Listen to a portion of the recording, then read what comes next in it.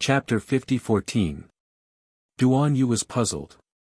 You guys were able to set up an invisible gravity talisman matrix in the Imperial Garden. Not only that, but they also hollowed out the ground, buried sharp blades, and smeared lethal poison on them. As long as someone fell in, they would have a slim chance of survival. Since when did the head eunuch of Benevolence Palace have such great power? These things couldn't have been done in a day or two in the Imperial Garden. When the fake Empress Dowager saw the Emperor's puzzled gaze sweep over, she knew that he was still doubting her. She quickly smiled calmly and said, "Your Majesty may not know, but although this eunuch Yang is only a level 10 mystic cultivator, he has a contracted mystic beast, a groundhog. It can dig holes abnormally fast, and it doesn't even take an hour to dig a large hole in ordinary soft ground." When she said this, Eunuch Yang immediately collapsed to the ground like a deflated ball. The elderly man's earlier words actually completely confirmed that he had accepted a bribe and had selfishly helped outsiders dig holes in the Imperial Garden. The fake Empress Dowager's words were merely an additional explanation. "Lord Marquis, I helped you so sincerely, but you actually," Eunuch Yang truly wanted to cry but had no tears. He didn't expect that the Marquis and his personal guards would bite him to death when things came to a head. Your Majesty, please spare my life." Eunuch Yang sprawled on the ground with tears streaming down his face as he wailed sorrowfully. This servant was momentarily blinded by greed and was blinded by greed. If it weren't for Lord Marquis tempting this servant with hundreds of millions of spirit coins, this servant wouldn't have. Marquis and Xingho is truly generous. Who would be able to resist being bribed with more than 100 million spirit coins? So, this matter made sense. Marquis and Xingho probably found the one surnamed Yang because he fancied that groundhog.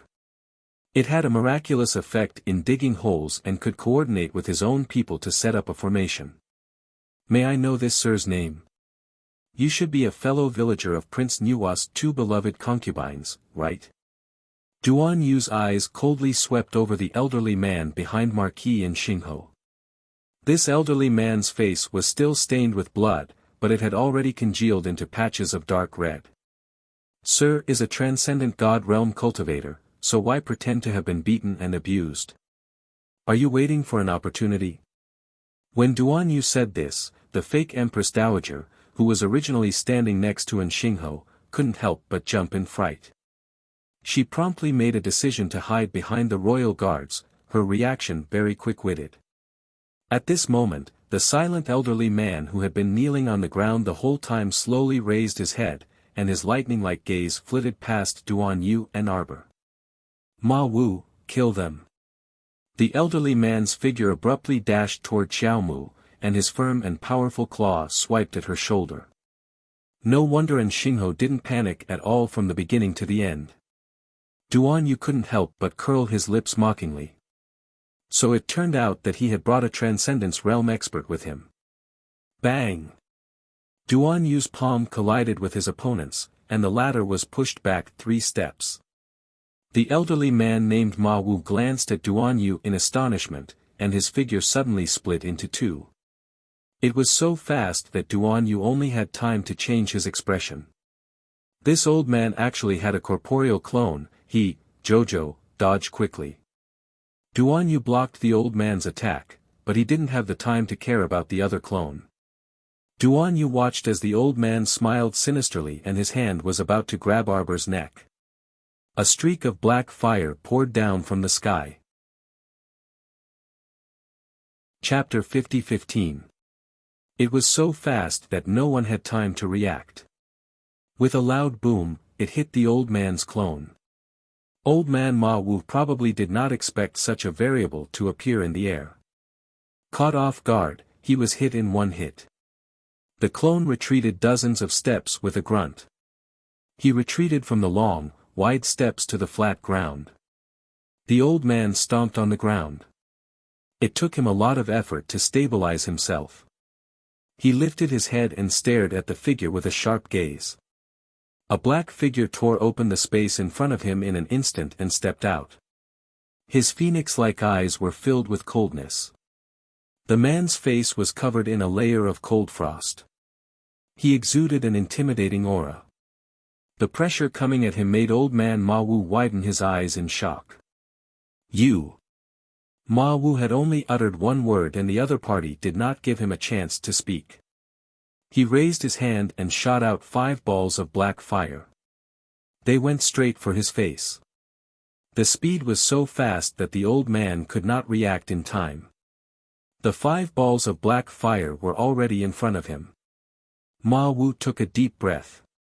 He spread his hands and released a burst of Saint power. The whirlpool-like power was like a tornado that swept away the clouds, blowing in all directions. The 5 balls of black fire were not affected at all. They were not blown away by him at all. Instead, they landed on his body. The black flames burned on Ma Wu's body in a low-key yet luxurious manner. Ma Wu froze. He quickly brushed his outer robe aside and threw it on the ground.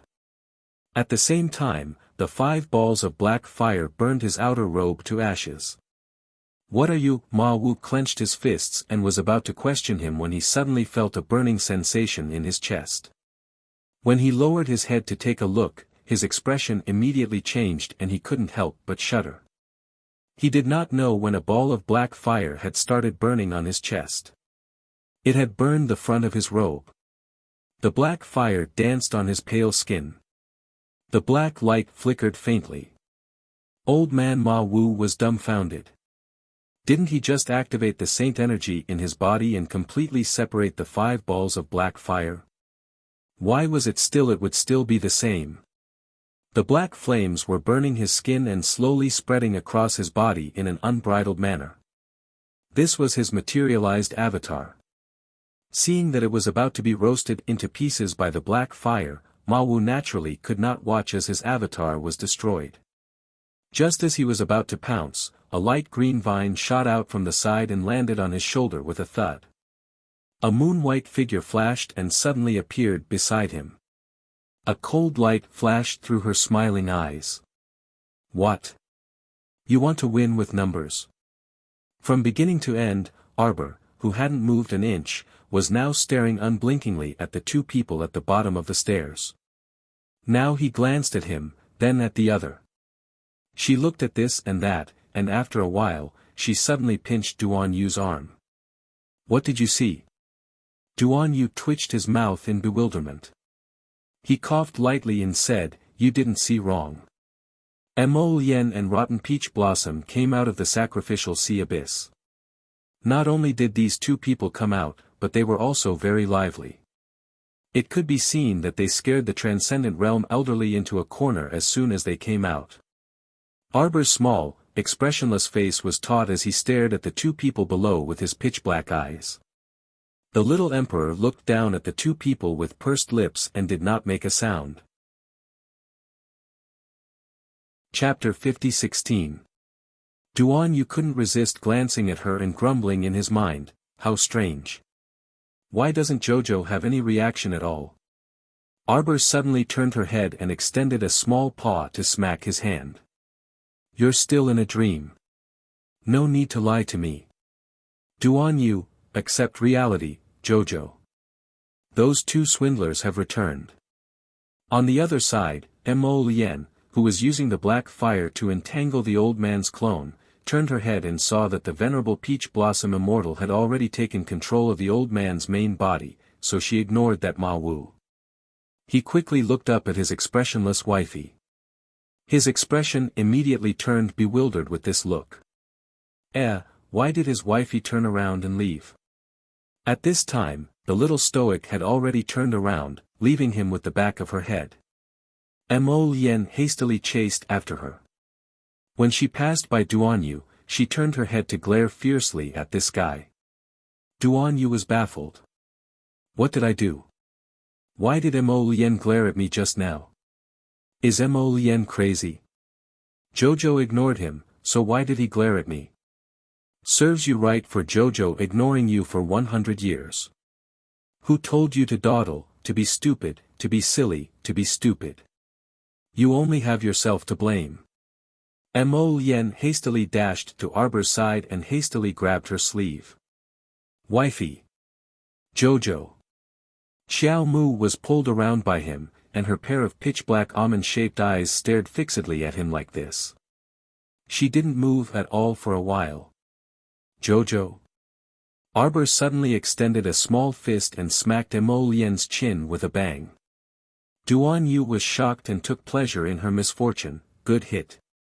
Ma Yichen was stunned and beamed with joy. Ha ha ha ha ha. Mo Lien actually got beaten up one day. It simply couldn't get any better. The little fellow suddenly pounced on him, pouncing on his body. Her little hand pinched his face a few times as she muttered, "Heh, you still want to turn into a nightmare to deceive people. See if I don't beat you to death." It felt real to the touch. It felt like skin to the touch. In addition, her husband's indescribable face was so close to her that it felt too real. "Don't try to lie to me." Arbor kicked him a few times. Over the past few days, there had been a lot of nightmares trying to grab her. In her dreams, they kept screaming at her. Sometimes, they even pretended to be Mo Lien's death to scare her. They made use of every opportunity during the day and night. Even if she sat there in a daze for a while, it was very likely that she would be tortured. It was simply abominable. Did he think Jojo was an idiot? Kill this nightmare impersonator who pretended to be Lotus. Dong dong, dong dong, dong. Mo Lien was first hit on the chin, followed by 2 kicks to his body. At this moment, the little fellow's fists were like raindrops, repeatedly punching him back and forth. Mo Lien's heart instantly sank. He quickly reached out and hugged her tightly. He put on an expression that said, "Wife, go ahead and hit me. This husband can take it." He stared at her pitifully and said, "Wife, stop when you're satisfied. My hands will hurt." Arbor was stunned. He stopped and looked at him. Suddenly, he pinched his chin. Mo Lien hissed and looked at his wife pitifully. "My chin is going to swell, Jojo." Arbor kicked him. This nightmare impersonator can even talk. Heh. Mo Lien, Jojo, it's your husband. Open your eyes and look carefully. Look at your husband. He can run, jump, and kiss. What kind of nightmare impersonator can be so smart? Dong! Sir Jojo's fist landed on someone's head. Mo Lien's mouth twitched inwardly, and he felt like weeping but had no tears. Chapter 50-17. It's real. It's not a nightmare. It's a real person, Jojo. You beat me up for a long time just now. Don't you realize the difference between a nightmare and me? I'm alive and well. Do you think I'll let you off just because you're so handsome and act cute? Sir Jojo looked at him expressionlessly and did not speak for a long time. Mo Lien panicked. She turned to look at He Shichen, who was floating over quickly. She pointed at him and said, "Look, the rotten peach blossom is here." "You're right." We both jumped out of the abyss of the sacrificial sea and scathed. "Jojo, look, look. My husband is fine. The rotten peach blossom is also very good." As she spoke, the venerable peach blossom immortal floated over with a smile. He glanced at Mo Lien, who was acting cute and spinning in circles. Did she need to act cute to coax Jojo? Jojo hated cute things. The more she acted this way, the more counterproductive it would be. "Look at him."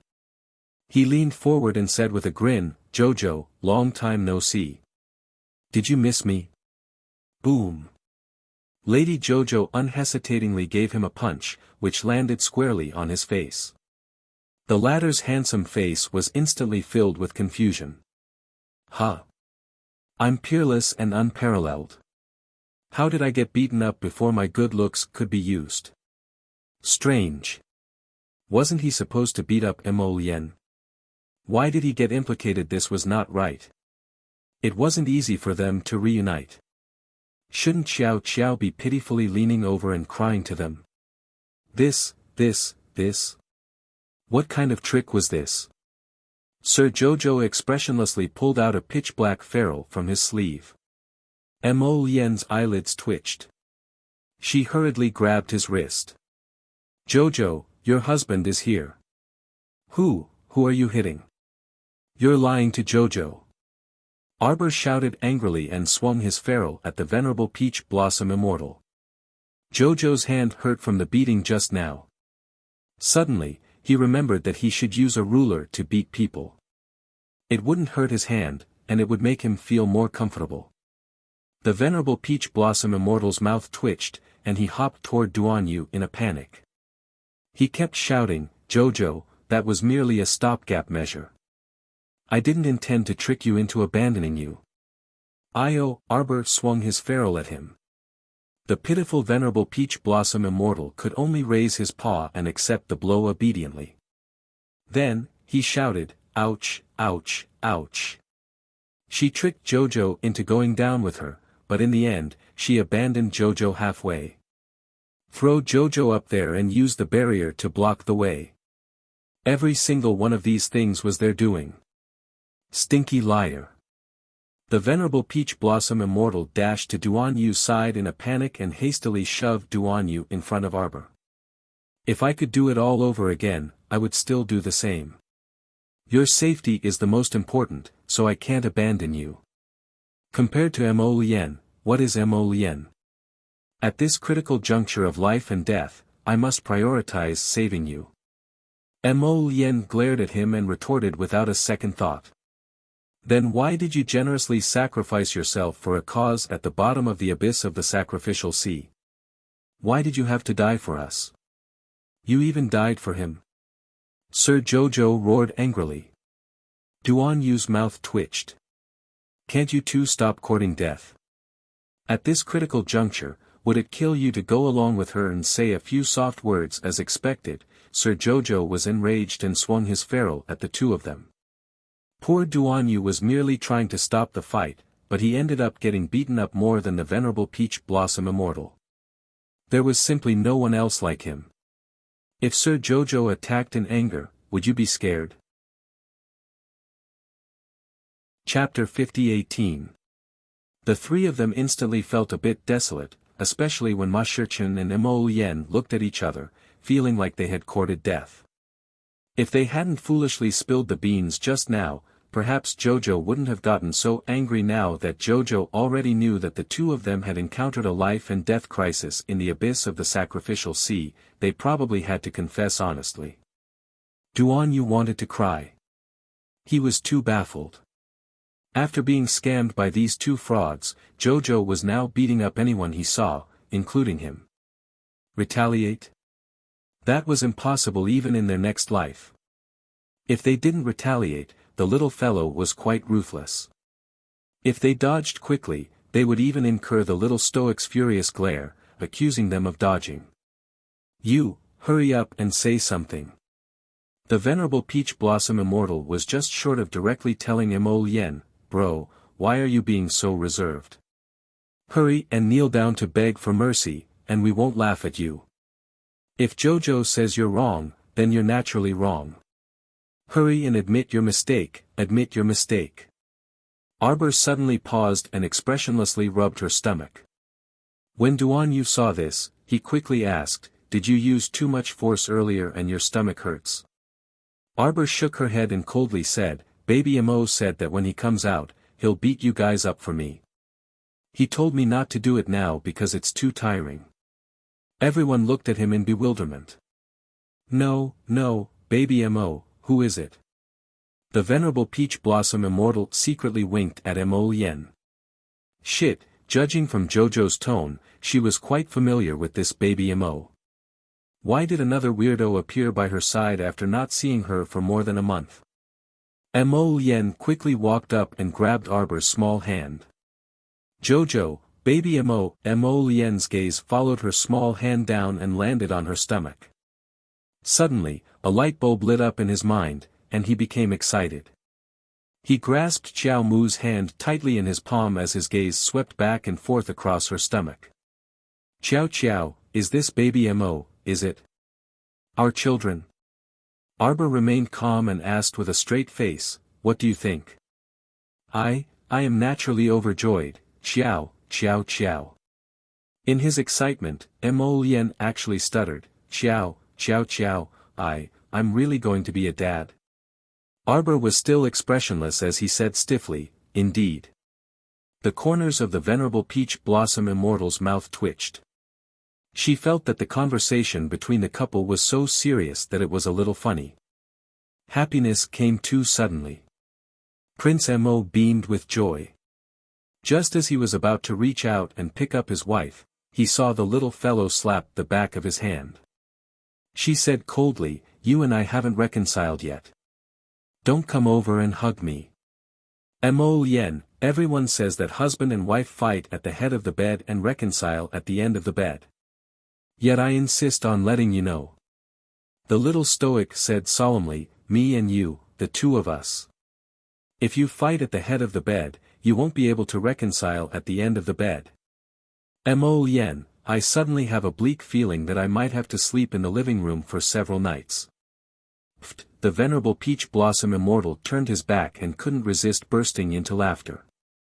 Fuck, as expected, he still liked to stay with the little stoic. There was always something to laugh at and joy at every moment. Even if he just looked at her like this, he was still very happy. He watched as his wifey suddenly turned and left after saying this, leaving the three people with the back of her head. Mo Lien couldn't resist reaching out and called out aggrievedly, wifey, don't go. Can't this husband accept his punishment?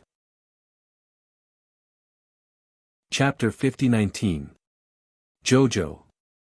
Mo Lien hastily leaped up and swiftly flashed to his wife's side.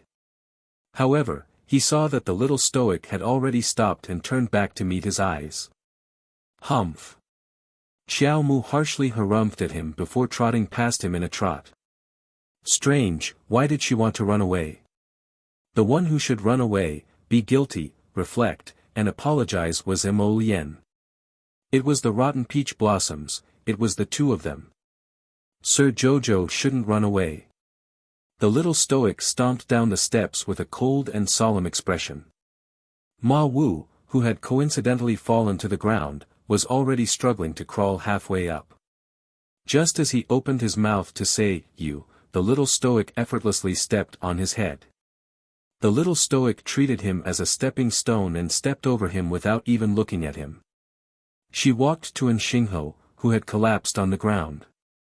You're called Xingho, the little crown princess asked coldly.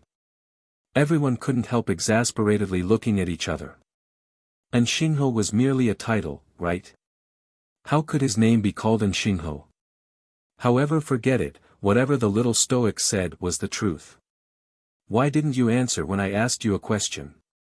The little crown princess impatiently circled Xingho and paused to look down at him. Xingho snorted and collapsed on the ground dejectedly. Suddenly, he laughed loudly. This old man overestimated himself. He didn't expect that the Transcendence Realm elderly Ma Wu would have no chance of victory in front of His Majesty. No, if those two hadn't suddenly arrived, perhaps Ma Wu and His Majesty would still have a chance. But now, the situation was hopeless. Xingho closed his eyes, completely unable to see any hope. He could only bury his daughter's grudge like this. He was unwilling, indignant, and resentful. The little stoic said, hey, and looked down at Xingho's fluctuating expression. She impatiently said, didn't you want to avenge your daughter? I'll give you a chance to avenge your daughter, Arbor said dryly. She didn't think that she was wrong to give the order to kill Xiang Chang. After all, if someone offended her, she had to fight back.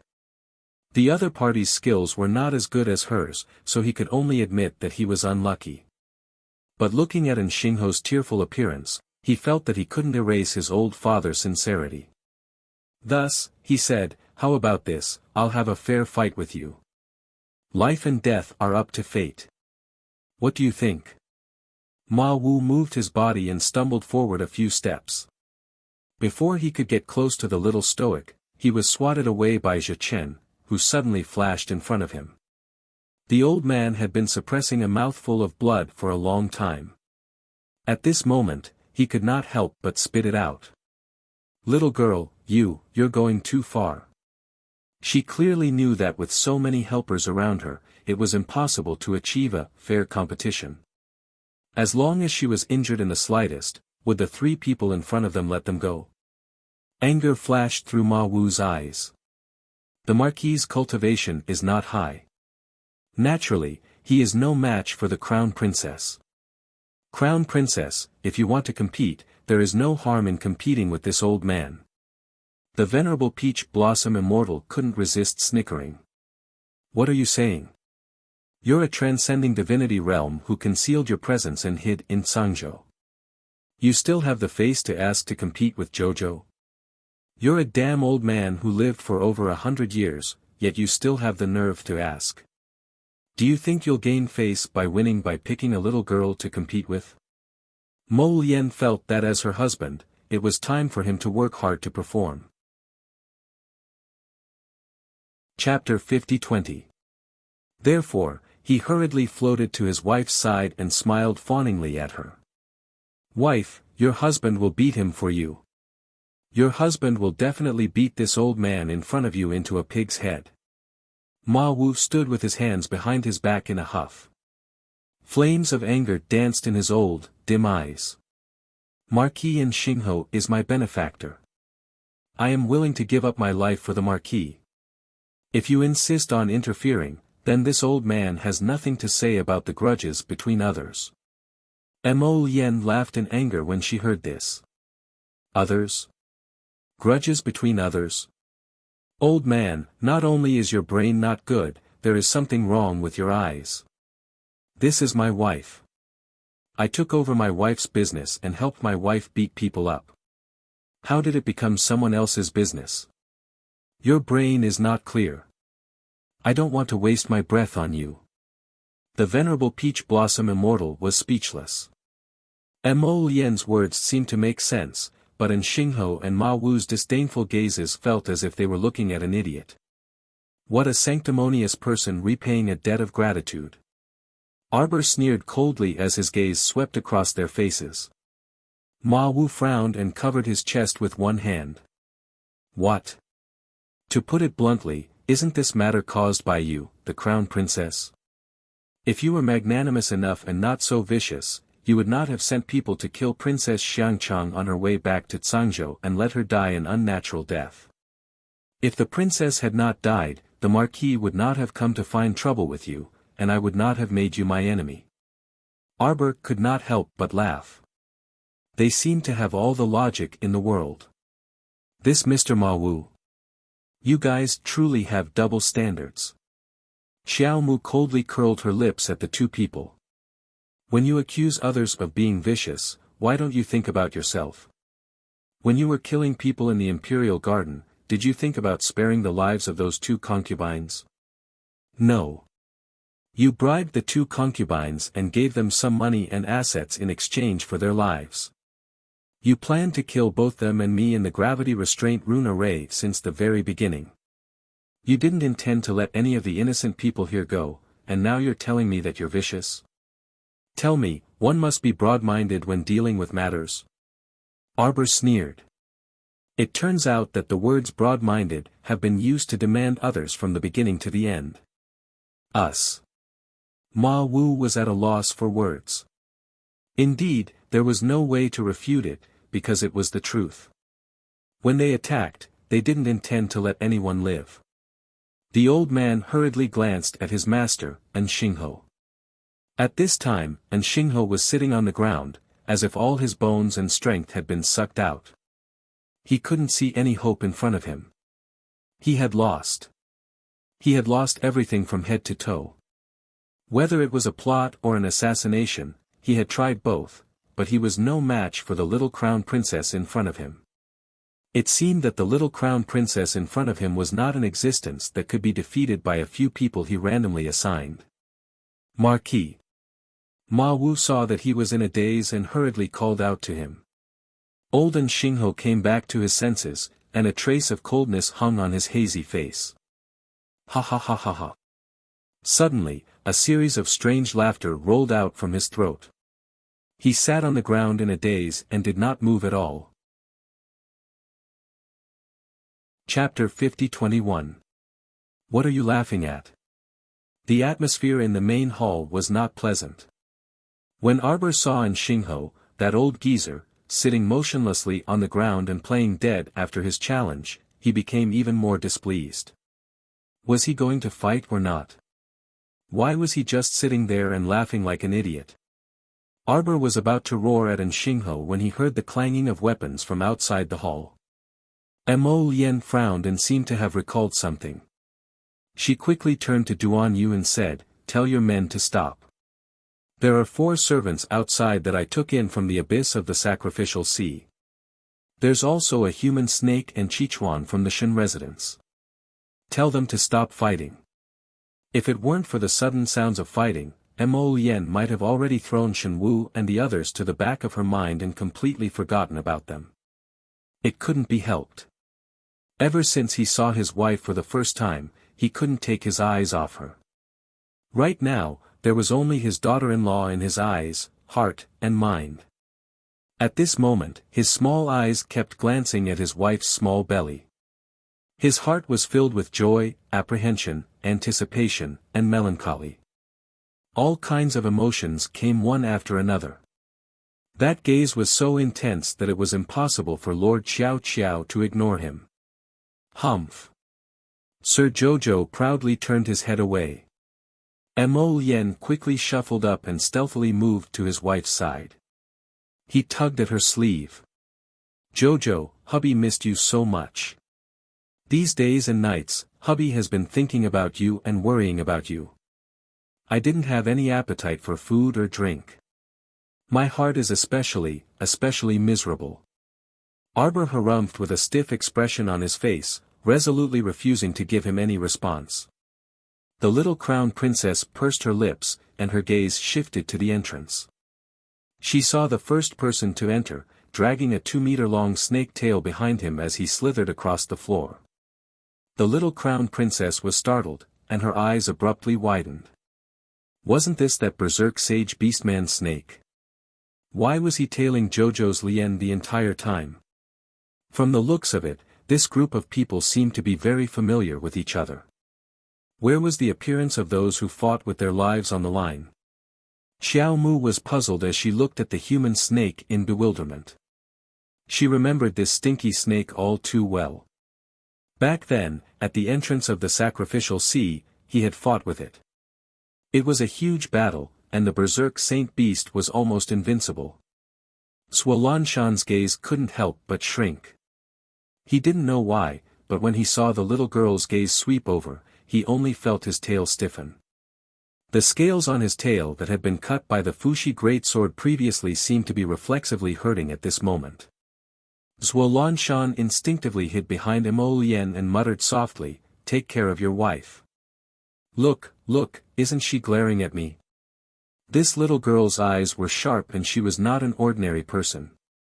Swalanshan would never admit defeat. He felt that he could not meet the little girl's sharp eyes. With the pressure that he imperceptibly released, it was impossible for it to not affect this stoic-faced little girl in front of him in the slightest. Swalanshan's eyes flickered, and he nodded slightly at the little stoic from a distance. Truly, one can wear out iron shoes in a fruitless search, only to find it without any effort. "We meet again, little girl." Originally, he wanted to say, "What a coincidence, little girl. It's a small world, and we meet again." However, the words that came out of his mouth were completely wrong. The little stoic even took out 100 attack talismans without another word and directly threw them at him. Chapter 50-22. Swalanshan was a bit stupefied, and his slight smile froze on his face. No, that wasn't it. Fuck, was the little stoic sick? He greeted her with a smile. He had already expressed such friendly intentions to her, so why the heck did she attack him? Was there still justice in this world? Where did justice exist? Where was justice? Zhuo hurriedly sent Mo Lian a pleading look for help. The latter couldn't resist covering her face with her hand and twitching her mouth. She had just called out, "Charles," when the 100 or so attack talismans crashed towards Zhuo without any regard for their lives, making whooshing noises. They formed a circle of talismans in front of Zhuo and fluttered up and down. "Stay your hand. This old man didn't come here today to fight with a junior like you. You're very good. I've already remembered you." Shen Wu hastily went up to persuade him. "Senior, you should speak less. Really, your words are exceptionally infuriating and grating on anyone's ears." Zhuo originally wanted to curry favor with Charles and say that her cultivation was excellent at such a young age, but the moment he spoke, his tone changed. Arbor glowered at him and thought, "You stinking snake, I haven't settled the score with you for last time's matter, yet you actually dare to remember me? You want to settle the score with me in the future, right? I'll kill you." Once the little stoic's vicious thoughts arose, the 100 or so attack talismans flying around the snake instantly cracked at the same time, and the power of the attack talismans surged out and rushed straight for his face. This was a sign that she was going to blow up the snake's head. Zhuo expression darkened, and he repeatedly stomped his foot to summon Mo Lian. "Mo punk, what's wrong with your wife? I've already said so many nice things, so why is she still hitting me?" He didn't forget that this fellow used an ancient holy weapon at the entrance of the undersea abyss and almost severed his snake tail. Mo Lian glanced at him speechlessly.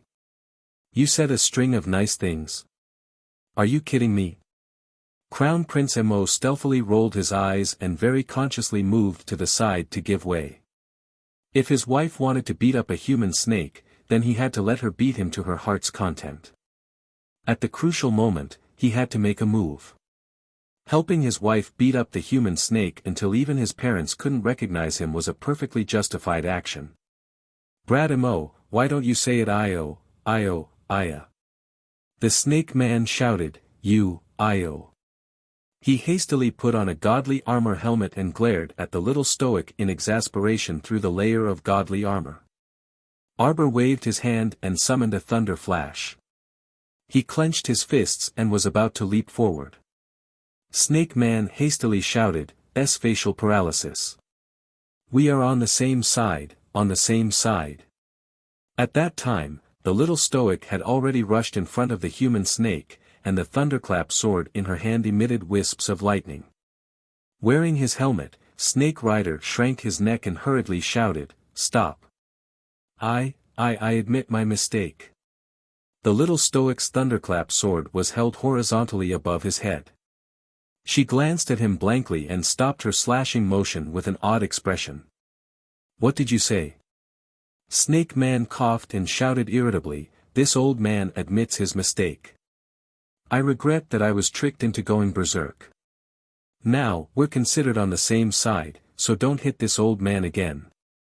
Sir Jojo was puzzled. He didn't put away his thunderclap sword, but his eyes glanced in the direction of his husband and rotten peach blossom. What was going on? Was this coward before him still the sacred beast that displayed invincible might and swept away all the members of the dragon clan with a flick of its tail? Chapter 50-23. Arbor put away the thunderclap sword and silently glanced at the human snake. She called out in confusion and asked crisply, "What's your name?" Zhuo reflexively replied, Zhuo. After saying that, he couldn't resist glaring at the little lady. He was actually unable to resist the little stoic's shout. GC. Shenwu Zhou Datong. Several feeble voices immediately popped up one after another. The venerable peach blossom immortal couldn't help but cover his face with his hands. Xiao Qiao's roar had intimidated the others and they all reported their names together. Speaking of which, this was truly hilarious. When Arbor heard those feeble cries, she turned to look in Shenwu's direction. "GC, old Zhou, and the other three were very tactful and quickly jogged forward to respectfully salute Arbor. "Greetings, mistress." Arbor peeked at Mo Lien. Mo Lien quickly leaned over with a joyful expression. "Jojo, these are hubby's new subordinates." Arbor glanced at him with mixed feelings before turning to leave. She clasped her hands behind her back, pursed her lips, and trotted away. Mo Lien turned to look dumbfoundedly at the venerable Peach Blossom Immortal, who was rejoicing in her misfortune. "Rotten Peach Blossom, what's wrong with Jojo? Isn't it obvious?" The venerable Peach Blossom Immortal didn't conceal his sympathy and disdain. "Jojo doesn't want to talk to you, and Jojo doesn't like you. Jojo is angry at you." When he said the last sentence, the venerable Peach Blossom Immortal even guffawed loudly. That gloating expression made Mo Lien's fists itch. On the other side, Duan Yu quietly instructed the personal guards to handcuff the limp and Xingho and Ma Wu with special shackles before transferring them to the dungeon. After he finished speaking, Duan Yu turned around and looked at Mo Lien seriously. "Come out." Prince Mo strolled over with a puzzled expression. Before he could speak, he heard the venerable Peach Blossom Immortal calling out from behind them, "Shua Duan Yue, don't leave yet. Have someone bring 2 pots of good wine over. I'm a little hungry. Quick, treat us well." Duan Yu walked out of the hall and stood still. Mo Lien followed him out and whispered, "If you have anything to say, you can't say it inside." Before he could finish speaking, he suddenly saw Duan Yu turn around and pull out a 3-foot-long sword, stabbing it at Prince Mo without a second word. With a flash of silver light, the crown prince moved quickly and leaped onto the roof. Duan Yu pursed his lips and remained silent. With a flick of his sleeves, he leaped onto the eaves and attacked Mo Lien with the sword in his hand with increasing ferocity. Clang, clang, clang. The long swords clanged and clanged. This sound immediately attracted the venerable Peach Blossom Immortal from inside the hall. When he looked up and saw this scene of swords clashing, his jaw nearly dropped. He hastily followed behind and shouted as he ran, "Hey, you two, I told you to get wine. Why did you start fighting?" Although the venerable Peach Blossom Immortal didn't understand the situation, he could see that although their attacks were fierce, they didn't show any killing intent. Clearly, they were just playing around with each other. Therefore, he wasn't particularly nervous and merely followed the 2 people flying back and forth on the roof. He ran and ran all the way into another court. Through the long lattice window in the bedchamber, he saw the little stoic lying against the window. She had wrapped herself up like a small cocoon and was expressionlessly sleeping soundly. Chapter 50-24. The 2 of them flew back and forth on the eaves outside the hall and fought for nearly 4 hours. The venerable Peach Blossom Immortal was about to doze off from boredom and could only sit aggrievedly under the little stoic's window. He couldn't resist rolling his eyes as he watched the 2 of them fight. He would occasionally call out, "Stop fighting," but he knew that the 2 of them wouldn't hear him at all. What was going on with these 2 fellows? They had just met, yet they were already fighting. Finicky, annoying, mentally ill. How did Jojo fall in love with this kind of Mo Lien? He really couldn't figure it out no matter how much he thought about it. She didn't seem to be any better. The venerable Peach Blossom Immortal glanced at the 2 of them on the roof and couldn't resist rolling his eyes while propping up his chin. "Stop acting. Jojo fell asleep long ago and can't see." The 2 of them exchanged several hundred moves before swiftly flying to another eve. Soon after, they stopped and silently looked at each other. "You slashed me 8,972 times with your sword just now. Shameless. You didn't lose out either." Duan Yu expressionlessly said, "You attacked 9,103 times, and your attack speed far surpasses mine." Heh. Mo Lien directly threw Raven Moon in his hand onto the eaves, allowing it to dangle unsteadily between the cracks between the tiles. On the other side, Duan Yu also did the same and threw his sword. The two of them rested for less than a minute before simultaneously flying forward and punching each other with their fists. Eh. Eh. You. The venerable Peach Blossom Immortal couldn't resist jumping up and widening his beautiful eyes as he muttered to himself, "Can you two be a bit more mature?" They fought from sunset until the dead of the night. I'm freaking so hungry. Most importantly, he simply didn't know why these two lunatics were fighting each other to vent their frustrations. Taking a deep breath, the venerable Peach Blossom Immortal tried his best to put on a perfect smile. He raised his voice and roared at the two of them, "You two idiots, stop." When Arbor woke up, she was a bit dazed. She flipped over and thought for a few seconds, and a hint of panic gradually appeared on her face. She hastily got off the bed and stomped on her shoes in a flurry. With her head full of disheveled hair, she was about to run toward the door. The door to the hall creaked as someone suddenly pushed open a crack from the outside. Mo Lien's face, accompanied by a faint ray of morning light, suddenly entered her sight. The little stoic's eyes abruptly brightened. It seemed like she wasn't dreaming yesterday. Mo Lien and Rotten Peach really did return. When she woke up just now, her mind couldn't quite wrap itself around it. She thought that she had been dreaming in a daze last night, and she was even flustered about whether the Mo Lien she saw last night was real or an illusion. "I won't go anywhere in the future and will stay with wifey." The little stoic expressionlessly looked at him, her pitch-black eyes staring fixedly at him for a long while. Slap. Prince Mo twitched his mouth. He felt that his wifey's slap was quite painful, and he looked down at his pitiful hand. "Sir Jojo harumphed, don't think that you can reconcile with me just by acting cute." She dug around in her sleeves and suddenly pulled out a handmade booklet. She slapped it on Mo Lien's hand. "Copy." Mo Lien's mouth twitched.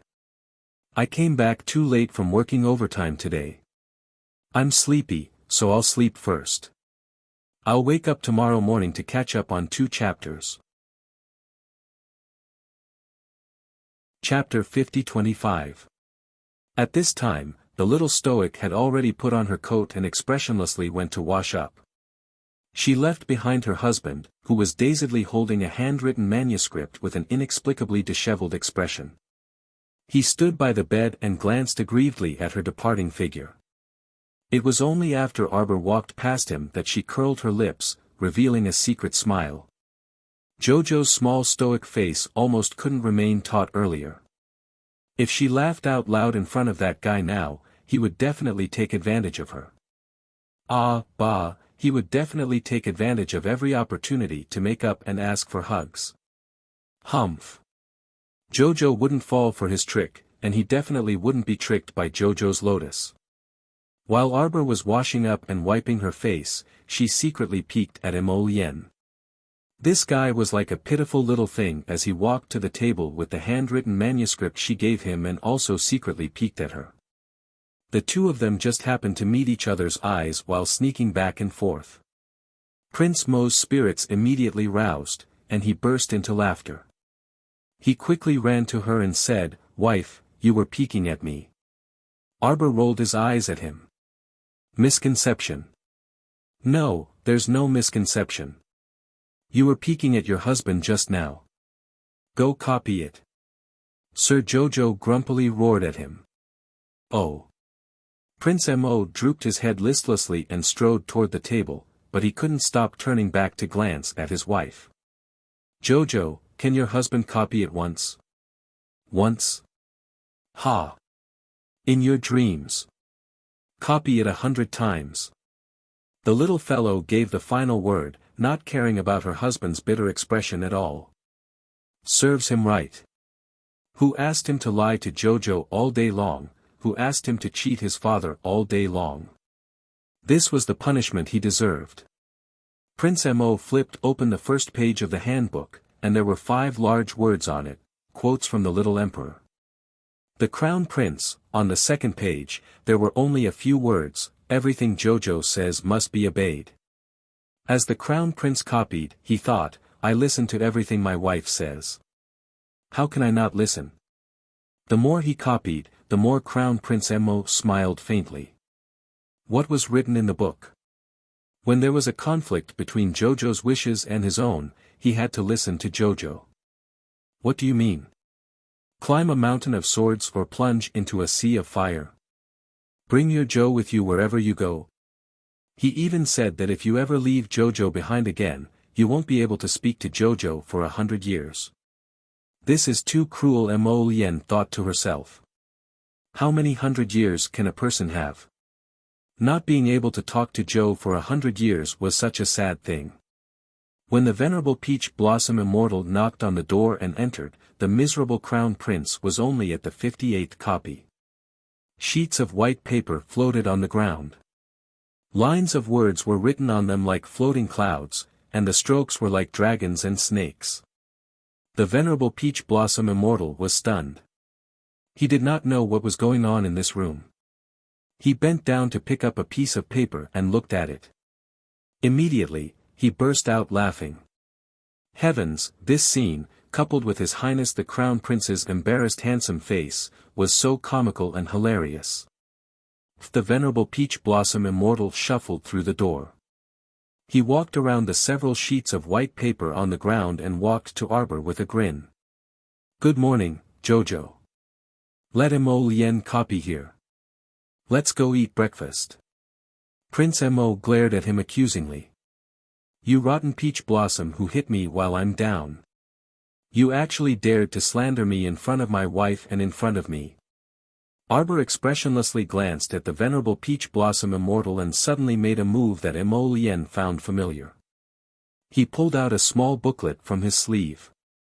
He directly slapped it on the venerable Peach Blossom Immortal's hands. The little stoic roared at him energetically, copy. Chapter 50-26. The background music instantly turned into Mo Lien's ha ha ha ha ha laughter. Her gloating laughter nearly overturned the roof. What was this called? This was called being happy to see someone unlucky. In any case, she was already unlucky, so there was no harm in dragging someone down with her. Ha ha ha ha ha. The venerable Peach Blossom Immortal glared at Mo Lien exasperatedly, only to hear the little stoic roar at him, copy it 100 times. She then abandoned the two and pattered out of the door, minding her own business to find breakfast. Lord Venerable Immortal's current mood was, fuck, fuck, fuck. He didn't expect that when he ran over to call his Charl for breakfast, the heartless Charl would leave him here and copy it along with His Highness the Crown Prince. What the heck was this? Once Arbor walked out of the hall, she scanned her surroundings. She then waved at the two little royal maids who were passing by. What happened? Why was it that the surrounding vegetation seemed to have been flattened by someone overnight? Everywhere was a barren expanse. She remembered that there used to be a patch of small pomegranate flowers blooming here. The two little royal maids opened their mouths uneasily, but they didn't dare to speak casually. Instead, they looked at each other. Speak the truth. Replying Crown Princess, last night, His Majesty and the Crown Prince of the Divine Province, had a big fight here. The little stoic was taken aback. She then responded with an, oh, and swiftly ended the topic. She waved at the two. Lead the way. The two little royal maids, one of the rather quick-witted royal maids immediately felt that the little Crown Princess probably wanted them to lead the way to find His Majesty. Right, she was just that quick-witted. Even though the Crown Princess was expressionless, the two of them inexplicably felt that His Majesty might be in trouble. When Arbor found Duan Yu under the two little royal maids' lead, Duan Yu was currently talking to the dispirited Prince of Dewa. Arbor only pretended not to see Prince of Dewa's bitter and unlucky appearance. She walked over on her own. Duan Yu's eyes involuntarily brightened when he saw her, and he said with a smile, Jojo, there's breakfast. He noticed that Jojo paused in the middle of taking something out of his sleeve. He stopped talking involuntarily.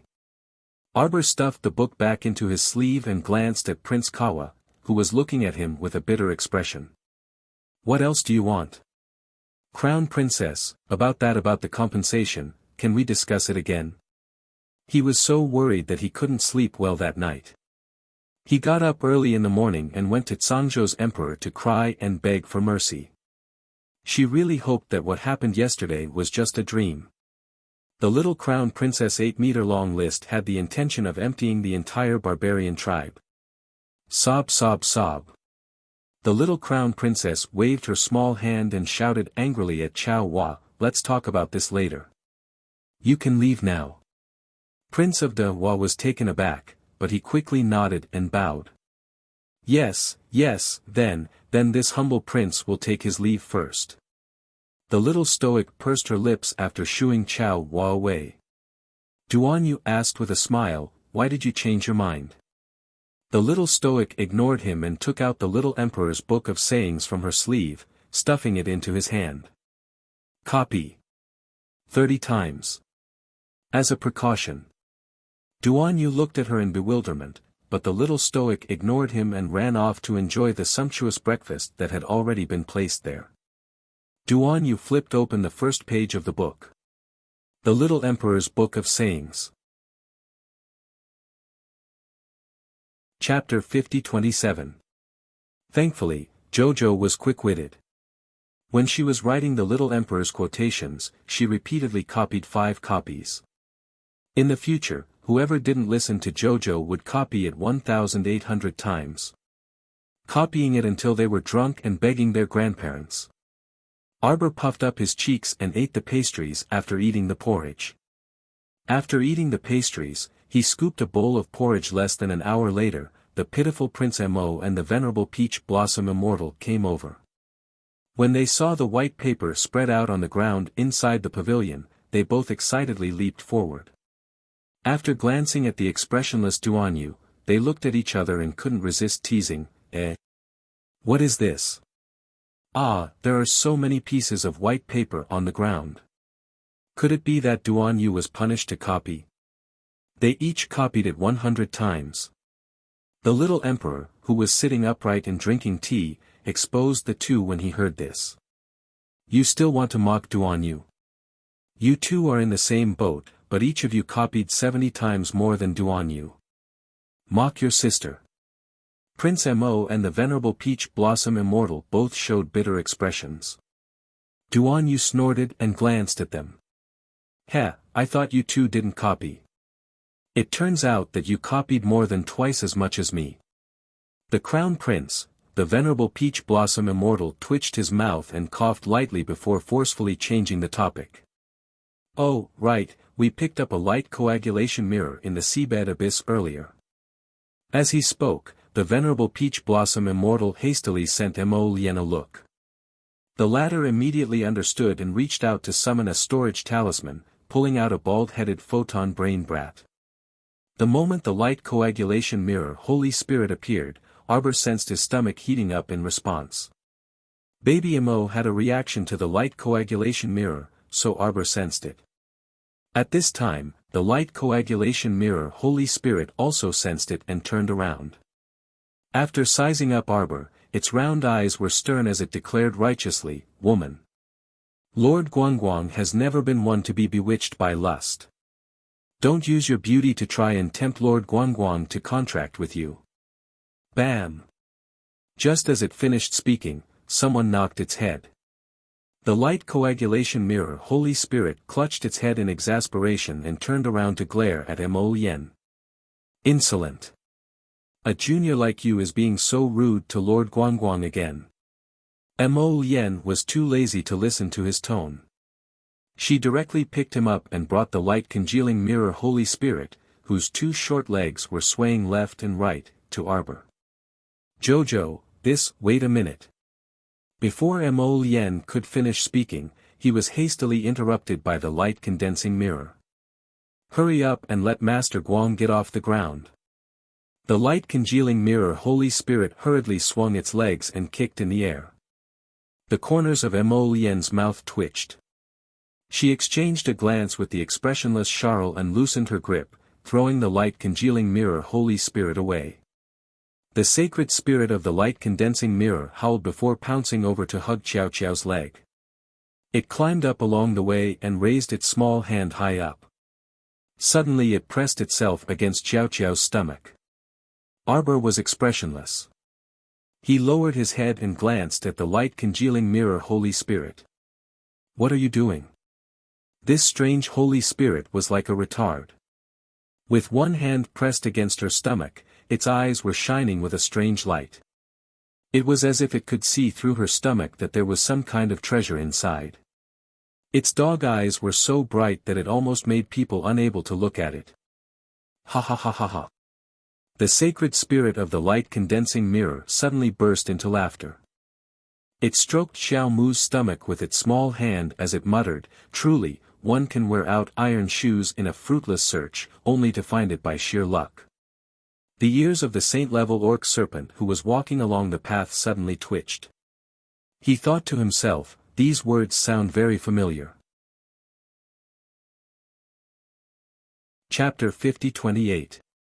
Arbor glanced expressionlessly at the light-congealing mirror and raised her hand to pull it away from her, tossing it to the side in passing. The light-congealing mirror's Holy Spirit scrambled up from the ground and jumped up and down, shouting, "How dare you! You're not allowed to be so rude to Sir Guangguang." Arbor narrowed her eyes at this fellow, sizing it up from head to toe. Yet she saw the light-congealing mirror's Holy Spirit take out a small mirror and throw it at her without a second word. "What are you doing?" Mo Lien saw it clearly and furrowed her brows. She quickly raised her hand to stop it. However, the mirror condensed into a beam of light and rushed over with incomparable speed. Like a flowing light, it passed through his open 5 fingers in an instant. It entered the depths of Arbor's forehead with a whoosh. Arbor's body swayed, and she retreated 2 steps. Startled, Crown Prince Mo hastily dodged to the side to support her. "Jojo." Mo Lien grasped her hand and stared at her, asking repeatedly, "How is it? Do you feel uncomfortable anywhere? Did this light-congealing mirror barge into your conscious?" This abominable light-congealing mirror actually dared to be so impudent and barge straight into the depths of Jojo's conscious. At this time, Duan Yu and He-Chen also hastily flashed to Arbor's side. "How is it? This light-congealing mirror wasn't some mortal-grade mystic weapon. It was a sacred weapon passed down from ancient times. It wasn't man-made but a natural sacred weapon that had been polished over many years and soaked in time. Once this kind of sacred weapon entered the conscious to contract, it would definitely consume a lot of mental energy and divine consciousness. If something went wrong in a moment of carelessness, it would cause the conscious to shake and become unstable." The 3 of them nervously stared at Arbor, who raised her hand to support her head and shook it. The little stoic glanced at them blankly before shaking her head again and saying, it seems fine. Take a look at your conscious again." As soon as Mo Lien finished speaking, the other 2 hurriedly nodded in agreement. Arbor quickly used his inner vision, and his expression became even stranger. She glanced at the 3 of them and muttered, "I took a look. There doesn't seem to be that mirror in my conscious." "What?" Ma Shichen turned around and grabbed the kid who was kicking his legs and screaming. She snapped, "Tell me, what the hell did you do? You rushed into Jojo's conscious. Are you hiding and planning to secretly do something bad?" The light-condensing mirror saint spirit fumed, "Nonsense. What can Sir Guangguang do?" The little rascal pushed the venerable Peach Blossom Immortal's hand away and paced back and forth in front of the 4 people for a while. He turned around and smiled with his hands behind his back. "Don't be nervous, woman. Lord Guangguang won't harm you." Arbor resisted the urge to beat this little devil up and said expressionlessly, "Why can't I find you when you enter my consciousness?" "Who said I entered your conscious?" The little devil proudly raised his chin, looking down on Arbor. "Woman, I won't contract with you. It's useless even if you begged your grandparents and begged Sir Guangguang 18,000 times." The child raised his chin and smiled smugly. "This lord already has a contractor now and is stronger than any of you. With this lord's support in the future, your path will naturally be smooth and bright." Sir Guangguang paused and suddenly laughed maniacally at the sky with his hands on his hips. Can I hit him?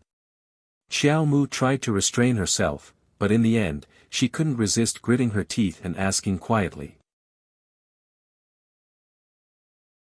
Chapter 50-29. This child looked especially deserving of a spanking. He was purely the type of person who absolutely wouldn't behave without a beating. The three heads next to him nodded several times in tacit agreement.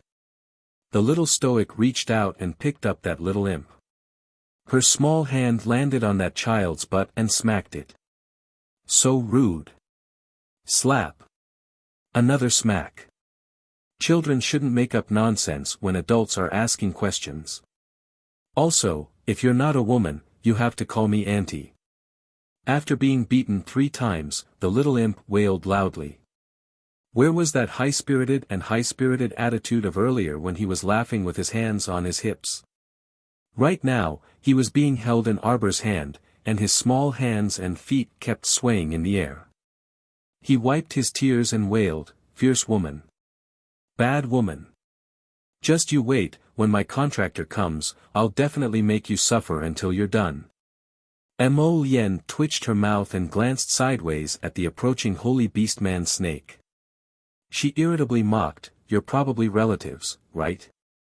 They felt about the same in terms of cultural standards and choice of words. Zhualanshan, he inexplicably felt 10,000 points of damage, as well as Prince Mo's quiet disdain. What was going on? Do you need me to help the little stoic beat up this light condensing mirror? Zhualanshan, who was doing his best to leave a favorable impression and sense of existence in front of the little stoic, asked. Sir Guangguang's desolate wails rippled around the gazebo. "You're all a bunch of bad people." He wailed pitifully, "You're all deranged, heartless, and inhumane," bullying Sir Guangguang. "I'll definitely tell my contractor, wah, wah. Amitba. Little benefactor, don't shed tears and wail. Your voice is especially ear-piercing and unpleasant. This humble monk's ears hurt." Everyone, Arbor couldn't help but twitch his eyes. He lowered his head and glanced at the baldy who pattered over to his side. Kong Kong and Guangguang, their names were different yet achieved the same result. Their baldy's appearance was also very similar.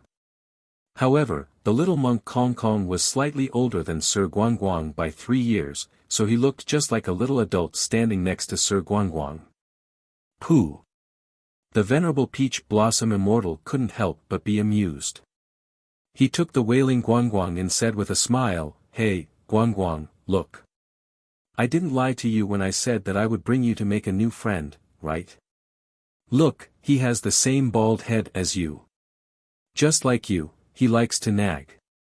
In fact, he's even more nag than you. Aren't you very happy to be able to make such a good friend?" Lord Guangguang had already stopped crying at this time, his watery eyes looking at little monk Kong Kong suspiciously.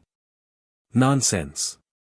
Lord Guangguang raised his hand to rub his little head and cried out in a childish voice, "This person is clearly a monk, how can he be the same as Lord Guangguang?" Lord Guangguang didn't shave his own head. He never had any hair. "Since I was young, I have never had any hair. Since the beginning, not even a blade of grass can grow." As he muttered to himself, he kept rubbing his round little bald head. Everyone couldn't help but burst into laughter. "All right, the two of you can go play somewhere else." Arbor raised his hand to rub his forehead and shook his head speechlessly. "Female benefactor, who is this little benefactor?" "It's not a person, it's a mirror," Mo Lien said exasperatedly. "It's a very noisy mirror. Kong Kong, bring this mirror back to the stellar domain and find a place for it to stay." Chapter 50-30. This mirror was strange. Why was it nowhere to be seen even though it had clearly charged into Jojo's conscious? She had to carefully observe this matter, Mo Lien inwardly mused. She might as well have the sapling Chocho escort that thing into the star domain and guard it closely. As long as this thing wanted to harm his Jojo, he wouldn't let it off even if it looked like a child. A cold glint flashed through Mo Lien's eyes. Arbor coughed lightly and said, "Don't be nervous, I feel nothing." This light congealing mirror had indeed charged into her conscious earlier, but it had already disappeared without a trace when she was far away, as if it had never come or stayed there. It seemed that Sir Guangguang's words weren't completely unreliable. At the very least, its contractor should be someone else. Duan Yu couldn't help but have a strange expression. This is the first time I've seen a sacred spirit disdain Jojo. Arbor thought that wasn't the case. She was a phoenix egg, a bastard, who fought to contract with her. When had she ever been disdained by a sacred weapon like this? Just thinking about it was infuriating. The little stoic harumphed and haughtily muttered, "That's because it has extremely poor taste." Everyone hastily nodded and repeatedly criticized, "Right, extremely poor taste. This unlucky child. I'll beat it up every time I see it until it doesn't dare to speak carelessly." Arbor swept them a glance and did her best to keep her stoic face taut. She swiped her hand and took out a sparkling and translucent soul bead from her storage talisman. Ancient Mo Lien's half-wisp of soul suddenly turned into a soul bead for some reason that day. Arbor pushed the soul bead to Mo Lien and said seriously, "I wonder if it has anything to do with the danger you encountered." The soul bead was enveloped in an aqua-blue halo and emitted a faint luster.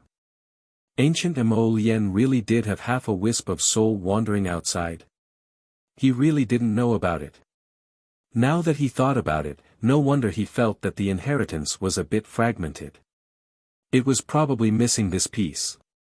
In the past, he had inherited an incomplete legacy, so it was no wonder that cultivating it was more exhausting. If he were to absorb this soul orb in the future, he would be able to achieve twice the results with half the effort in his cultivation. He wouldn't need to spend a large amount of energy to research the inheritance, and he wouldn't need to go into seclusion for long periods of time and separate from his wife. Mo Lien's eyes lit up and she nodded repeatedly. Just as her finger was about to touch the soul bead, suddenly, a furry face suddenly turned upside down and appeared between the two of them. It was actually a monkey hanging upside down from the treetop. While the two of them were stunned, they saw the monkey's hairy arms swing and snatch the soul bead suspended in the middle with an extremely fast technique. It opened its mouth and was about to suck the soul bead in. Mo Lien's eyes turned cold. She immediately moved to stop him. In the blink of an eye, Jojo's startled swan dagger flew towards the monkey and nailed one of its arms to the tree trunk. Originally, this monkey had wanted to escape after snatching the soul bead. Now that it was pinned to the tree, it naturally could not go anywhere. What's that sound? The saint snake suddenly raised its head to look. Eagles flew in from all directions, and some of the small animals hidden in the garden were also moving. Even the surrounding vegetation was growing wildly, and branches were entwining towards them. Arbor made a prompt decision and hurriedly pulled Mo Lien and the others into the star domain. At the same time, two sharp-eyed goshawks descended from the sky. They raised their heads and looked around. The commotion alarmed the Imperial guards guarding the Azure Palace, and they all rushed over. Mo Lien held the soul bead and exchanged a glance with Arbor. Chapter 50-31. Arbor waved his hand, and a swirl of light and shadow appeared in front of his eyes, displaying the scene of the outside world. They saw that a corner of the imperial garden that had been perfectly fine was now obscured by an overwhelming amount of lush vegetation. Many small animals were desperately shuttling through the vines, as if searching for something. In the sky, there were many eagles that had gathered from all directions. One after another, they whistled in the sky above the imperial garden. The royal guards who had heard the commotion were currently clearing away these lush vegetation and killing the eagles circling in the air. Duan Yu, He Chen chuckled mischievously and turned to look at Mo Lien, who was holding a soul orb. TSK, once ancient Mo Lien appears, all living things will grow and surge crazily. It truly is super attractive. Arbor breathed a sigh of relief. He saw a little tree ant running over while brandishing its branches and twirling in front of them twice. Master, master. The little tree ant Qiuqiu called out, I wanted to tell you earlier. Ancient Emolien's soul orb can't be taken out so casually. Look, look, the surrounding vegetation has all gone crazy. These low-level animals and plants don't have any intelligence. Instead, it's that newborn calves that aren't afraid of tigers. And those mystic and spirit beasts that have gained intelligence don't dare to casually approach after smelling your scent. Arbor expressionlessly swept Qiuqiu a glance.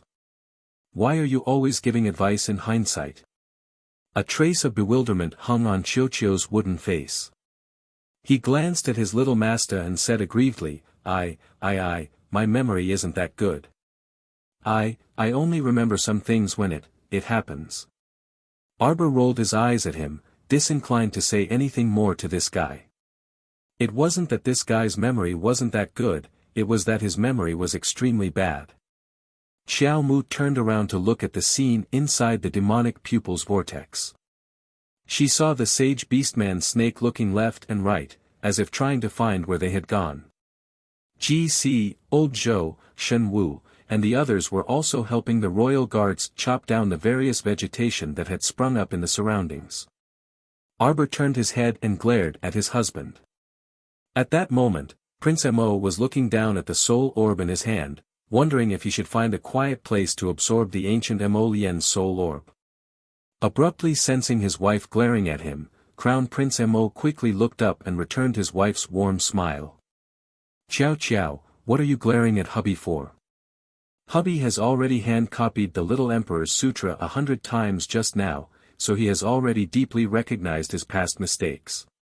He definitely won't commit them again, so you can't glare at me anymore. We've already copied and punished. It's time we reconcile. Duan Yu and He Chen both thought at the same time, Emolien, this guy, he's usually aloof and incomparably proper in front of outsiders, but when he's in front of Jojo, he's like a completely different person. His words and actions are especially shameless. Then they thought, Jojo, that stoic and wooden face, had the attitude of not even bothering to speak more than a few words to you in the early years. If it weren't for the fact that Emolien was like a cockroach, stubbornly seizing every opportunity and shamelessly pestering her, perhaps they really wouldn't have been able to get close to her so quickly. Emolien walked up to his wife with a grin. Sensing gazes from both sides, he narrowed his phoenix eyes and turned to look at them. This guy glared back at Duan Yu and He Chen's gazes before reaching out to hold his wife's hand and saying with a chuckle, Jojo, your husband copied the Little Emperor's Sutra the entire morning and hasn't eaten a mouthful of hot porridge yet. Xiao Mu grabbed him with a backhand. Chapter 50-32. He dragged Emolien to the main planet at once. As soon as the two of them set foot on the main planet, they immediately sensed that the surrounding divine power was much stronger than the other star zones. Emolien was pleasantly surprised. We can have Rotten Peach Blossom and the others come here to cultivate in the future. The divine power here is almost on par with holy power. As far as the two of them could see, it was a stretch of fine jade dragons. The Jade River meandered and was emerald green. It looked like water but wasn't water, like a jade river that slowly extended into the distance. A light breeze brushed past their faces, and waves of a tranquil and clean fragrance dispersed. Occasionally, a few peach blossom petals would flutter and land on the emerald jade river. With a gentle ripple, they would drift away along the jade river that resembled a dragon vein. This scene made him feel carefree and happy. The two of them looked at each other, and the little stoic harumphed with a taut face. Just stay here and absorb the soul orbs. Wife, I just came back. Emolien glanced at her aggrievedly. Actually, there's no rush. What did you say? Okay, I'll absorb, I'll go absorb right now. Emolien thought about it again. The first few lines of the Little Emperor's sayings were, everything Jojo says is right, so you must accept it obediently. After copying the little emperor's sayings 100 times, Mo Lien believed she could recite them backwards. Sir Jojo nodded solemnly with a pair of small paws behind his back. Then, he led her towards their small courtyard. The small courtyard was encircled by fine jade dragons, like a pearl in the vast ocean. As soon as they entered the courtyard, they immediately smelled a faint and mellow fragrance. Arbor's eyes lit up. He tugged Mo Lien's hand and pulled him to the back of the small room. Then, he took out an appearance talisman again and threw it out. A palace in the distance was like a veil that had been pulled open, revealing itself before them. Bit by bit, from the sharp corners of the eaves to the painted walls and corridors, then to the blue bricks and glazed tiles, the enormous palace appeared one by one. Although this was not the first time she had seen it, Mo Lien still felt that it was visually stunning. What greeted his line of sight was a towering tree with colorful spherical flowers. One flower after another fell heavily on the branches. Between the fine leaves, there was occasionally a small golden peanut that was faintly discernible. Jojo's eyes lit up. He pulled Mo Lien forward and sat on a tree branch. He took out a golden peanut and waved it in front of Mo Lien. Longevity fruit. Chiu said last time that the longevity fruits had already appeared, but there weren't many of them. There were only 5 of them on the entire tree. Jojo, it really looks like peanuts. It was only the length of a finger and looked very similar to peanut. However, this longevity fruit was golden all over and felt like ice or jade in her hand. It was cool and refreshing. When she sniffed it up close, it emitted a pleasant fragrance that seeped into her heart.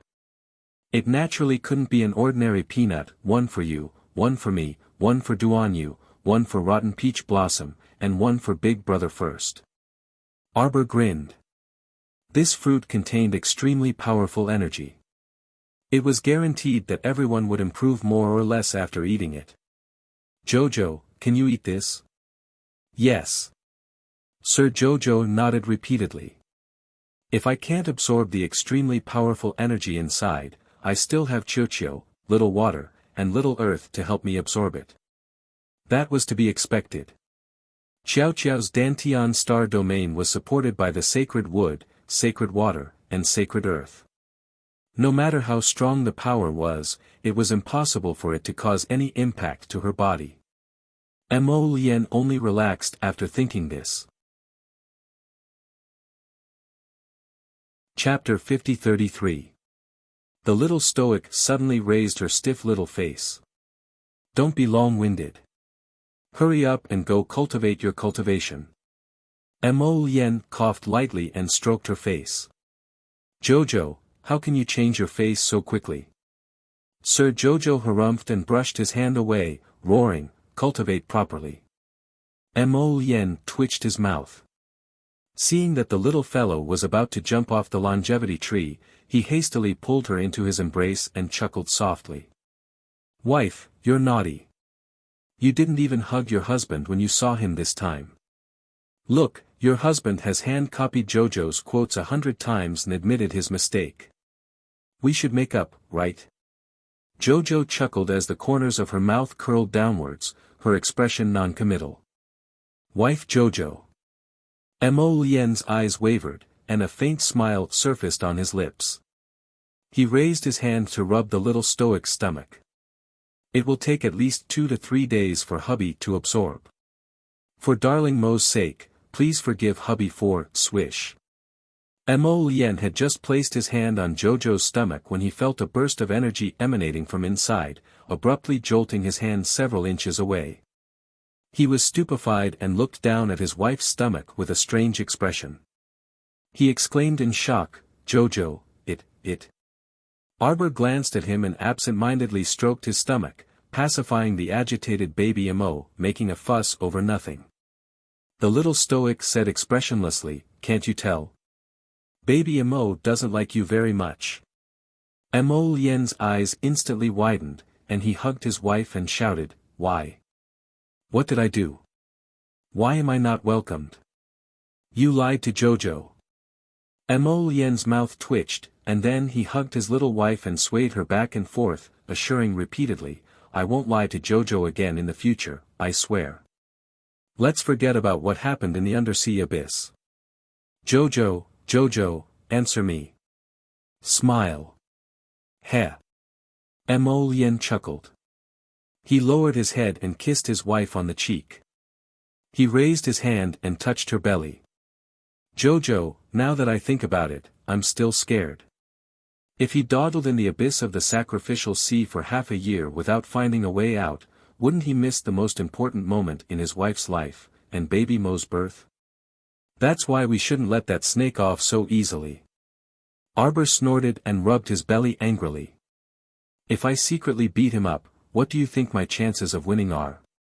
"You're alone." Arbor nodded. Mo Lien, if he said there was no chance of winning, would he suffer his wife's violent beating first? "How about this, Little Water, Little Earth, Little Tree Ant, and the others are all idle. Also, Chirpy, Phoenix, Little White, and the others, it's better to gather them and find a moonless and windy night to gang up on him." The little stoic pursed her lips. She was quite flexible and immediately said, "Then we'll put it on the tab first.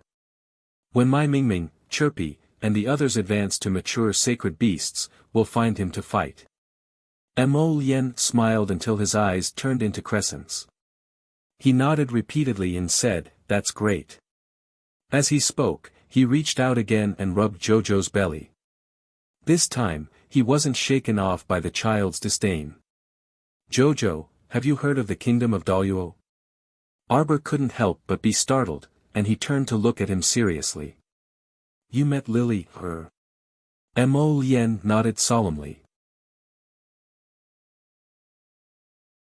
Chapter 50-34. That number 0? Arbor blinked. Weren't these Lily heirs a bit unlucky? According to that state preceptor Shintu Jing, Lily, number 9 was slaughtered by Duan Yu, and Lily, number 5 was disposed of by Ming Yasi. As for this number 0, according to Shintu Jing, she followed the state preceptor to the river of forgetfulness and miserably encountered Jojo's lotus. Her ending definitely wouldn't be too pleasant. I encountered their state preceptor Shen Nangue and this whatever Lily, number 0, at the river of forgetfulness. Mo Lien recounted the events with a sullen face. When she mentioned Lily, number 0, anger flitted across her eyes. Although he had already executed this number 0, Prince Mo felt like he had eaten a fly whenever he recalled her disgusting face. Just the thought of it made him feel disgusted. Lily, number 0, revealed a piece of information before her death. The kingdom of Daluo is planning to attack Dragon Flame City. Arbor was taken aback, and then sat up straight. But I heard from Duan Yu that this is merely a tiny kingdom of the prairie. They wanted to attack the imperial capital of the Divine Province. What a joke. Yes, but since this attack has been planned for a long time, there must be something special to rely on. If we're talking about backing, could it be that they've already colluded with the Heavenly Providence? Very likely. Mo Lien nodded. Moreover, there's a type of people called puppet masters everywhere in the kingdom of Daluo. I'm afraid there's also a problem. Arbor nodded. Don't worry, you absorb ancient Mo Lien first. I'll set off for Dragon Flame City. Mo Lien made a sound of agreement and held her hand. Remember to be careful on the road. Okay. Arbor was silent for a moment before saying, the Heavenly Providence, Duan Yu already mentioned it to me. Mo Lien nodded and said, it seems that the Qin estate has a history with zombies. They probably haven't been making this zombie mutation drug for more than 1 or 2 generations. This was probably already a set of family businesses. Arbor sighed. Then he thought of something and glanced at Mo Lien. You fought with Duan Yu? Mo Lien hastily shook her head like a rattledrum. No, how could I fight with brother Duan Yu? We haven't seen each other for a long time and missed each other, so we decided to exchange some pointers. Arbor rolled his eyes at him. You even flattened the pomegranate tree in front of my house. Really? Mo Lien hugged her and smiled. I'll plant a few hundred more for you later. You're always so talkative. Arbor pushed his face away and snorted. You stay here and cultivate. I'll go look for them first. Then, he tossed the golden longevity fruit into his mouth. His eyes lit up. Delicious. Sir Jojo's figure flickered and disappeared from the main planet. Mo Lien couldn't help but laugh and shake her head. When Arbor reappeared beside Duan Yu and the others, 15 minutes had already passed. The venerable Peach Blossom Immortal laughed. That guy went to cultivate? Arbor nodded and opened his palm, revealing 2 golden peanuts. The longevity fruit is ripe. One for each of us. It's delicious. You ate it?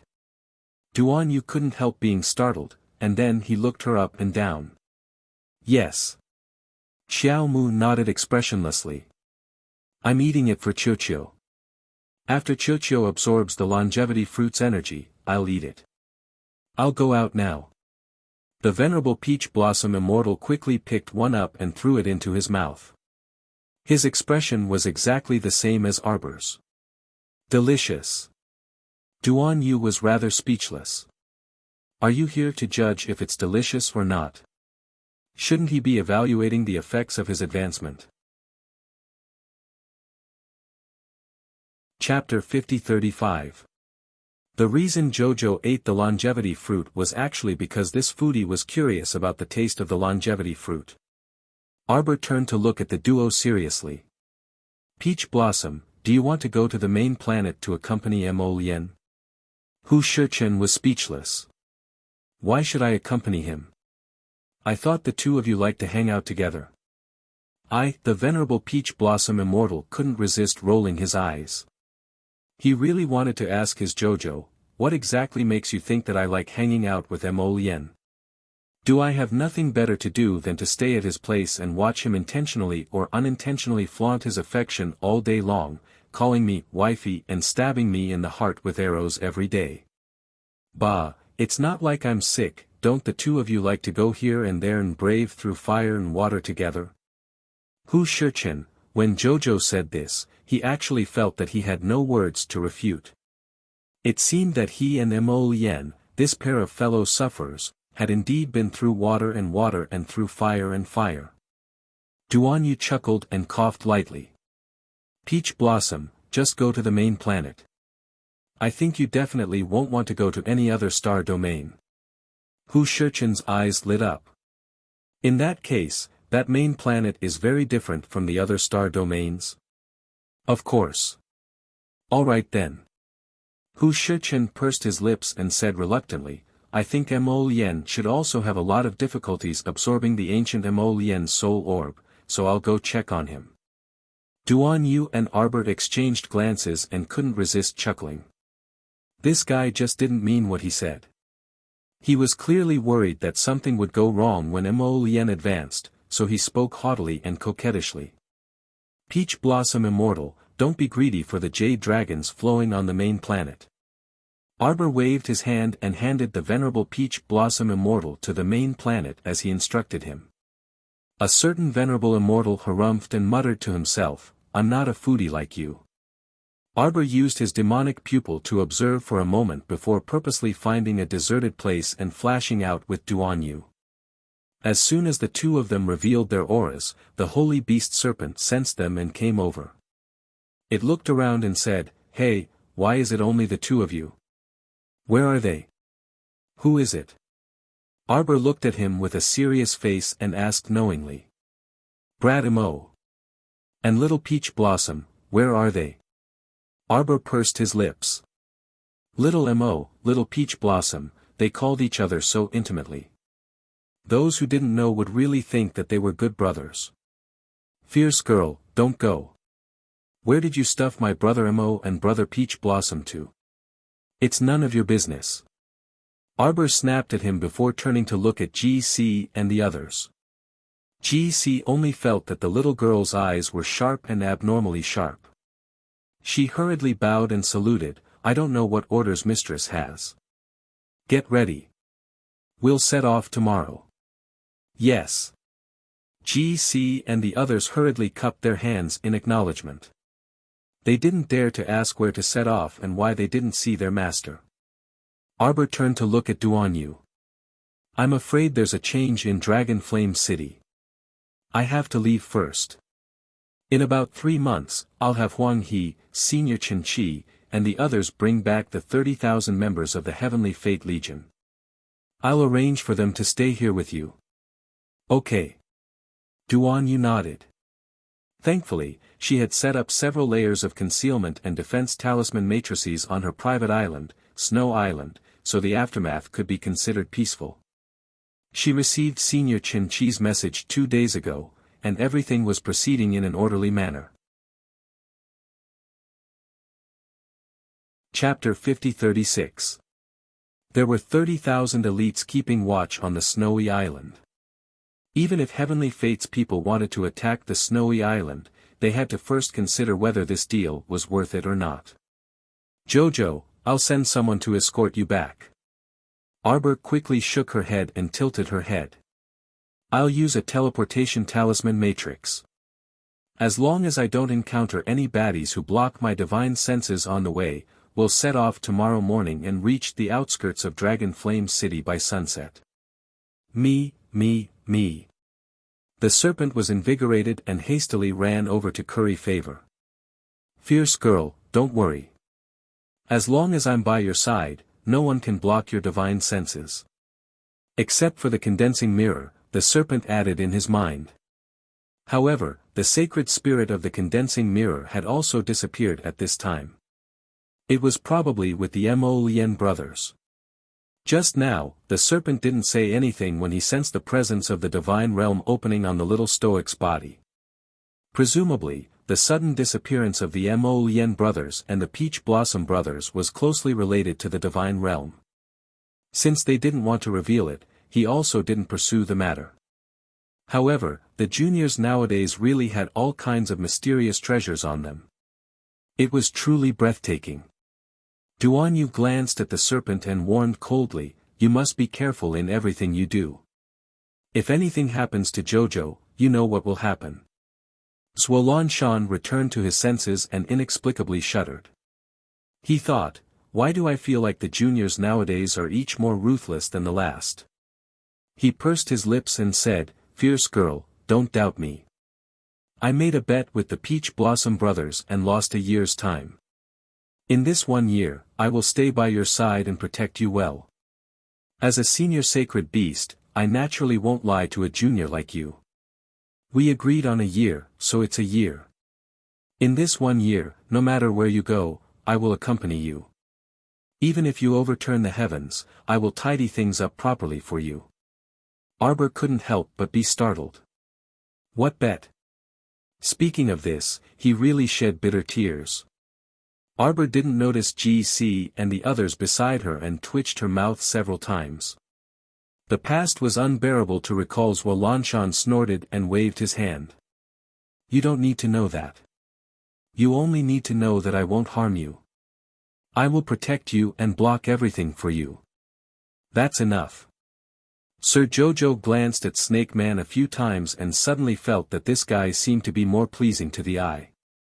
Since he had already said that he would protect her for a year and be her bodyguard, why would he do that? Then she was too embarrassed to think about revenge, nor could she gather Chochio and the others to gang up on him. The snake person abruptly felt a chill drifting over his head, and he glanced at Xiao Mu in confusion. All right then, the little stoic said aloofly with a cold expression.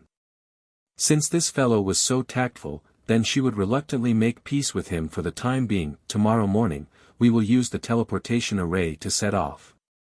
Jojo, and Xingho, Arbor's footsteps paused. Frowning, his voice was cold and merciless. Those who kill me will go to hell before me. Duan Yu's lips curved, and he nodded with a smile. Okay. That night, news of Xingho's suicide by ingesting poison came from the prison. His Majesty issued a decree to confiscate the Marquis of Anqing's estate. All of the estate's wealth was used as military supplies to prepare for war. Although Xingho's family was pardoned from death, they were implicated by the Marquis and were exiled to the borders to cultivate dry land. The Marquis of Anqing's estate, which used to be incomparably glorious, declined overnight and was no longer the same as before. Chapter 50-37. Early the next morning, Arbor bid farewell to Duan Yu and left by activating a transportation talisman matrix under Duan Yu's watchful gaze. Jojo's figure was far away in the blink of an eye. Duan Yu only felt as if something had been dug out of his heart, and he stood there in a daze for a long time. Until Aunt Yuanzhen's voice was heard. "Miss Wu, you're a step too late. The young crown princess has already left using the transportation talisman matrix." "Ah. She left in such a hurry?" Wu Ruomei exclaimed. "Oh my, we agreed to go for a morning outing yesterday, so I waited outside the palace, but I didn't see the crown princess come out, so I entered the palace to take a look."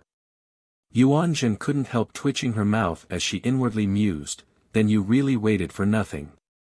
The young crown princess sleeps until the sun is high in the sky every day, so going for a spring outing can only wait until the afternoon, right? Furthermore, that day when you chatted with the crown princess for the entire afternoon, I truly didn't hear you mention the words morning. Waking up in the morning was very important, but the crown princess simply couldn't wake up in the morning. I even brought her fresh pears, so why did she leave?" Wu Ruomei wrung her hands as she loudly grumbled, "Oh my, I haven't heard her finish telling me about Princess Wushuang yet. Dolly, quickly return to the estate and pack your things." "Ah. Miss, where are we going?" her personal maidservant meekly asked. "Hey, is there a need to ask?" Wu Ruomei loudly instructed. "Let's go, we're going to the Divine Province for a stroll. I hit it off with the crown princess at first sight, so how can she run away before we're done chatting? Really, quickly return home and pack your things. We're leaving immediately." "Oh, but miss, where are we going to find the crown princess in the Divine Province? You won't admit it even if I say you're stupid. Of course it's the imperial capital. If the crown princess isn't in the imperial capital, where else could she be?" When Duan Yu returned to his senses, he heard Wu Ruomei's boisterous words, and his heart skipped a beat. Wu Ruomei was going to find Charles, so why couldn't he go? It was such a simple thing to meet Jojo whenever he wanted to. Once he was done with the matters at hand, he would also go to Shenzhou to meet Jojo. On the other side, the rune array flashed, and Arbor walked out with G.C., Old Zhou, and the others. He held an open map in his small hand and looked at it expressionlessly. The corner of Shen Wu's mouth twitched. He coughed lightly and said, "Crown Princess, our direction shouldn't be wrong. However, the teleportation is sometimes far and sometimes near. Sometimes it appears on the mountains and rivers, and sometimes it falls into the water. It's not very reliable." The corner of G.C.'s eyes twitched, but she didn't say anything. Shen Wu continued, "Crown Princess, why don't we take a closer look at the map in your hands?" When they came out of the teleportation portal, Old Zhou stepped on a swordfish. Everyone was caught off guard and fell into the water one after another. Thinking back on it now, the expressions on their companions' faces were truly quite fascinating. The little crown princess didn't show any expression and merely humped softly from her small nose. She flicked the talisman array in her hand, and the rune array enveloped them again. With a whoosh, everyone's mouths twitched, and they immediately disappeared on the spot. A dozen or so breaths later, everyone stepped out of the talisman array on guard, prepared to jump into water or fire. However, after the talisman array dispersed, they discovered a small flat slope in front of them. What entered their eyes was a barren field of withered grass. The little stoic picked up that map again and looked it up and down before saying aloofly, "Take a look." Chapter 50-38. Shen Wu was at a loss for words. He thought to himself, why was the little crown princess looking at the map horizontally and vertically just now? She was looking all over the map, but in the end, she didn't understand it at all. Thinking of this, he couldn't help but cough. He pointed at a corner of the map and said, "Crown Princess, look. If we go any further, we should be at the 10-mile slope. According to the map, this 10-mile slope is 3 miles outside of Dragon Flame City. I suggest, let's change to an air transportation spirit artifact and go there. We should be able to reach the Imperial capital before sunset." GC, Old Zhou, and the others quickly nodded in agreement. What a joke. They could fly a few miles. There was no need to use that damned talisman array. The little crown princess thought for 2 seconds with her hands behind her back. Then, she nodded reluctantly. Shenwu felt as if a heavy burden had been lifted from his shoulders. He hurriedly gave Old Zhou and the others a look. The latter understood and took out a pocket-sized air transportation spirit artifact. After injecting divine power, the spirit artifact rapidly expanded as though it was filled with air. Everyone entered the spirit artifact cabin one after another. After setting the route forward, they all breathed a sigh of relief. Fortunately, the little crown princess was sensible and didn't insist on using a transportation talisman array. Otherwise, it would really be a trap. Although this was a directional talisman array, the transportation distance was sometimes short and sometimes far. It wasn't easy to control. The little crown princess sat at the side with a stoic expression. Shenwu was just about to speak to her when he heard the little crown princess say, "There's movement up ahead." Indeed, not long after, Shenwu and the others heard the thunderous rumbling of iron hooves coming from below. Arbor drew an invisibility talisman in the air and pushed it outward. A purple talisman power flashed outside the entire spirit artifact cabin. The air transportation spirit artifact immediately disappeared from the sky. In next to no time, the dust from the 4 hooves completely covered the heavens and the earth. A large brown-furred wolf carrying a middle-aged short-bearded man wearing a battle helmet dashed below Arbor and the others' air transportation spirit artifact. The Vanguard Battalion reports that an air transportation spirit artifact of unknown origin has appeared in front of the slope. The middle-aged man narrowed his eyes and looked around. Why is there nothing here? A young general beside him also couldn't help but look around curiously. Just now, when I was looking from afar, I seem to have seen an air transportation spirit tool. There's no way it could fly so fast. General Hado.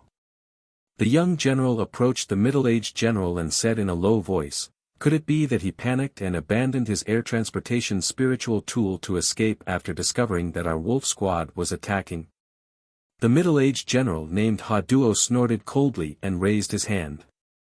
Search everywhere. Don't let go of any suspicious places.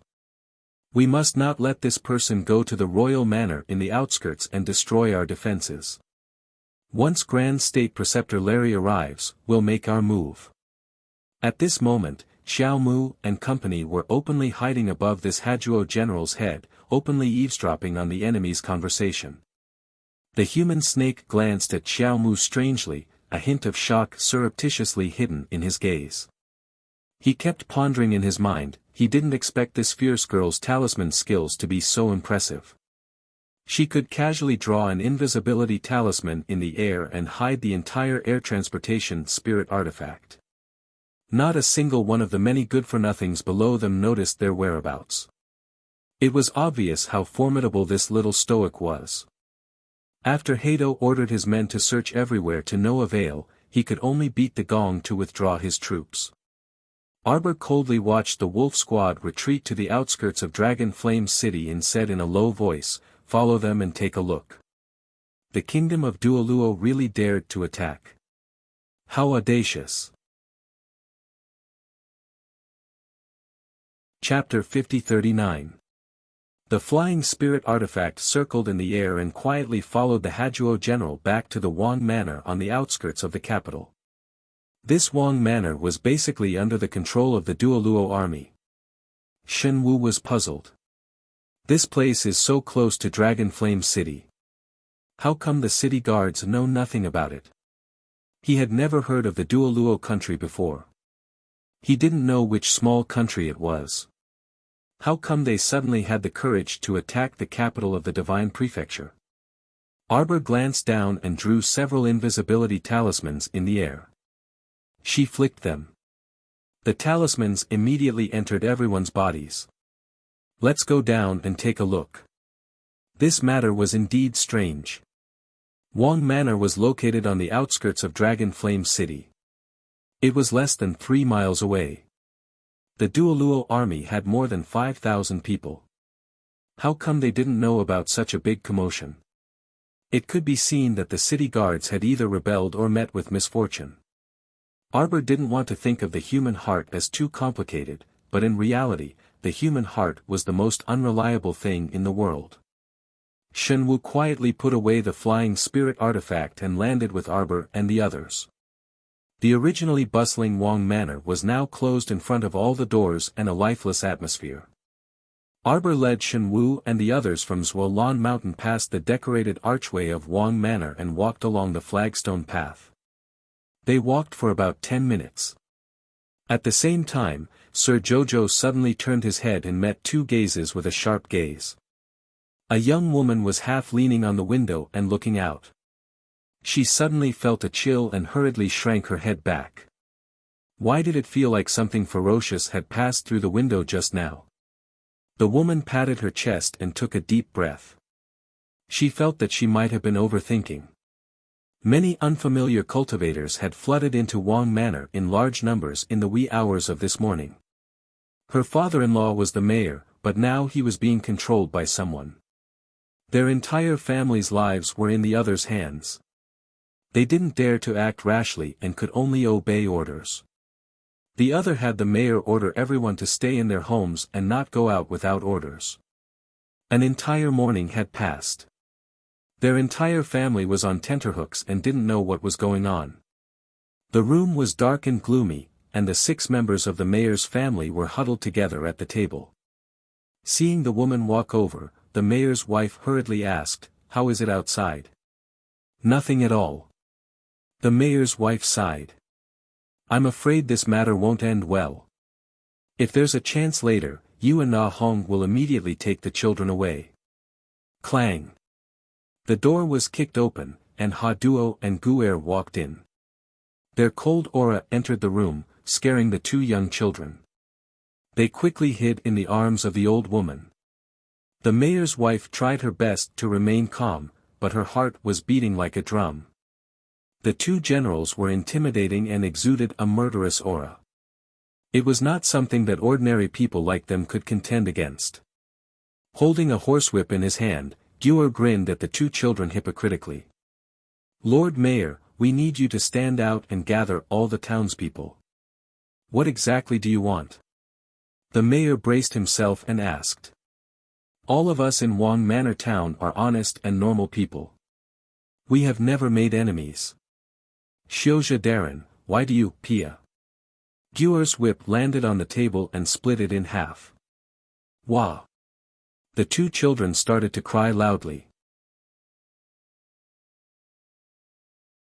Chapter 50-40. The mayor's wife hurriedly covered the children's mouths with her hand and shrank back in horror. "Please, Lord Mayor. Now you can have everyone come out and go to the gathering." The old mayor stood up shakily, took out the sound-amplifying mystic weapon he usually used to summon people, and took a deep breath. There were about 400 to 500 people in Wenzhuang town. At this time, they were all summoned to the gathering. Everyone didn't know the reason and looked at each other. Upon seeing this, Xiao Mu stealthily distributed transformation talismans to Mount Zhuolan, Shen Wu, and the others. The group simply showed themselves openly and stealthily mixed into the crowd of normal citizens, gathering at the venue with the crowd of Royal Manor town residents. Around the gathering, there were thousands of soldiers from the state of Daluo, all wearing short armor and red feathered helmets. The townspeople of Wenzhuang town gathered together somewhat timidly. In the cold weather, even if there was a faint ray of sunlight on the horizon, everyone still felt cold in their hearts. Arbor stood in the crowd, looking left and right at the shriveled crowd. He suddenly felt as if he had returned to the Quoto village from several years ago. At that time, they were also this weak. When faced with the bullying of the Heavenly Tao sect, none of the villagers dared to speak. They only dared to watch silently, hiding on the side like walking corpses. They dared to be angry but didn't dare to speak. Today, it was still the same. In a different place, with a different group of people, nothing had changed. They were still a flock of lambs waiting to be slaughtered. Weakness was indeed the original sin. Arbor frowned and looked forward. That Daluo General Hajuo stood on a stone pier half the height of a person, staring at the townspeople of Wangzhuang town below with bright eyes. He turned his head and gave his deputy general Gu Er a look. The young general immediately walked to the front of the crowd with half a whip and asked with a chuckle, "Lord Mayor, is everyone here?" The old mayor and his family stood at the front of the crowd. When he heard Gu Er's question, his body trembled and he nodded silently. Gu Er smiled. "Since everyone is here, let's bring them over." As soon as he finished speaking, there was the sound of iron chains swaying beside him. Everyone felt their hearts tighten as they subconsciously gathered closer to the center. Hua hua, hua hua. A chain as thick as an arm was dragged over from afar. Standing beside Arbor was a girl about her age, about 16 or 17 years old. Because of her nervousness, her round face was covered with fine beads of sweat. Arbor could clearly hear her rapid breathing, and it seemed that her heart was beating faster. "Ah!" the crowd suddenly exclaimed. Everyone looked along the long iron chain and saw two large iron cages more than a meter high being dragged over by 4 or 5 strong men. Clack, clack, clack, clack, the friction between the cages and the ground produced a series of rough and ear-piercing sounds. In the cage, there were 2 monsters whose faces could not be seen clearly. Their hair was messy and drooped on their foreheads. A pair of small, blood-red eyes were staring at them through the cage. Arbor thoughtfully looked at the iron cage a few more times. Looking at the 2 zombies locked in the cage, one big and one small, he felt a sense of déjà vu looking at their figures. One of them seemed to be a boy. Wait! Arbor's eyes flashed, and his sharp gaze once again swept past the 2 monsters in the cage. A thought suddenly flashed through his mind. They seemed to be the Fong siblings he met on Lotus Pond Island. "I worked overtime until 10 o'clock today, so I came back too late. I'll sleep first and make up for 2 more chapters tomorrow. Happy New Year. I still have to work overtime tomorrow, so I don't know when I'll be back. I'll probably make up for it later." Chapter 50-41. The townspeople of Wangzhuang town all looked terrified as they took a few steps back in unison. Many townspeople huddled together. Other than the sound of each other's heavy breathing, there seemed to be no other sound between heaven and earth in the blink of an eye. At this moment, the scene of 400 to 500 people was so silent that one could hear a pin drop. The girl next to Arbor was nervously pinching the corner of her clothes when she suddenly turned her head to glance at Arbor. In other people's eyes, Arbor currently looked like a woman in her early 30s with a face full of freckles. Arbor also couldn't do anything about this transformation talisman when her image became so terrible. This transformation talisman was too random. Depending on its mood, it could transform however it wanted. In any case, it couldn't escape the word "ugly aunt," the girl called out to Arbor timidly. Arbor instantly felt like fucking a dog, and her gaze swept coolly over the girl. "Aunt?" The exquisite and adorable Sir Jojo was actually called Aunt. "Who's your aunt?" "Your whole family is your aunt." The round-faced girl didn't understand why Arbor was looking at her with such a strange gaze, and she whispered timidly, "Aunt, can we still escape?" Arbor glanced at her. "At a moment of life and death, naturally even if there's only a slim chance of survival, we still have to fight with our lives." The round-faced girl nodded and surreptitiously took out a wood-chopping knife from behind her waist. She muttered, "Aunt, I think these people aren't decent people. Later, let's seize the moment and charge out. Arbor glanced at the kitchen knife in this fellow's hand, and the corner of her mouth secretly twitched. In the little stoic's opinion, it was enough to have a valiant heart that didn't fear death. At least among these people she was about to save, there were at least some who dared to come out and fight against fate. Zhuolanquan glanced at the thing in the iron cage and lowered his voice to ask Arbor, "Xiao Qiao, what's in this cage?" Why did it feel like the whole world had changed after he woke up from his hibernation for over 100 years? In the past, he had never seen such an ugly creature. It was howling and panting in the cage. It looked like a human, but not like a beast. It gave people an indescribable feeling. Arbor glanced at him and silently took out a book from his inner world. He patted it lightly in Zhuolanquan's hand and said, "Study it when you have time. The world today is very different from before you hibernated." Zhuolanquan's hand inexplicably trembled, and a thought flashed through his mind: does this stoic face have a special hobby of handing out pamphlets to people? He flipped open the booklet titled Corpse Puppet Guide, and saw a picture of a rotting corpse on the first page. There was a small line of words on it: beginner-level corpse puppet, likes to bite people, the speed at which its corpse poison spreads is low, and its walking speed is very slow. Zhuolanquan's hands trembled again. The zombie on the first page of the booklet was really lifelike, as if it was about to jump out of the paper. If he studied it in the middle of the night, his heart would probably be greatly affected. He hastily slapped the booklet shut and turned to give Jojo a kind smile. The little stoic glanced at him. These two in front of us have evolved to intermediate-level corpse puppets at most. However, 2 intermediate-level corpse puppets were enough to scare a group of mortals. When mortals saw such terrifying things, they would definitely be so scared that they wouldn't be able to walk. Chapter 50-42. Just like now, when the townspeople saw them open the iron cages and drag out the 2 corpse puppets, they were so frightened that they couldn't stop screaming. The pale-faced women in the front row couldn't keep their legs steady and fell to the ground. The Fong siblings were sprawled on the ground, crawling on all fours, but their speed was very fast. Miss Fong passed through the crowd in an instant and roared at a fat woman who had fallen to the ground. The fat woman's eyes rolled back, and she actually fainted from fright. Ha ha ha ha. The mocking laughter of the Doruo soldiers came from all around, mixed with a few curses. So this is all there is to the people under the feet of the Emperor of the Divine Prefecture.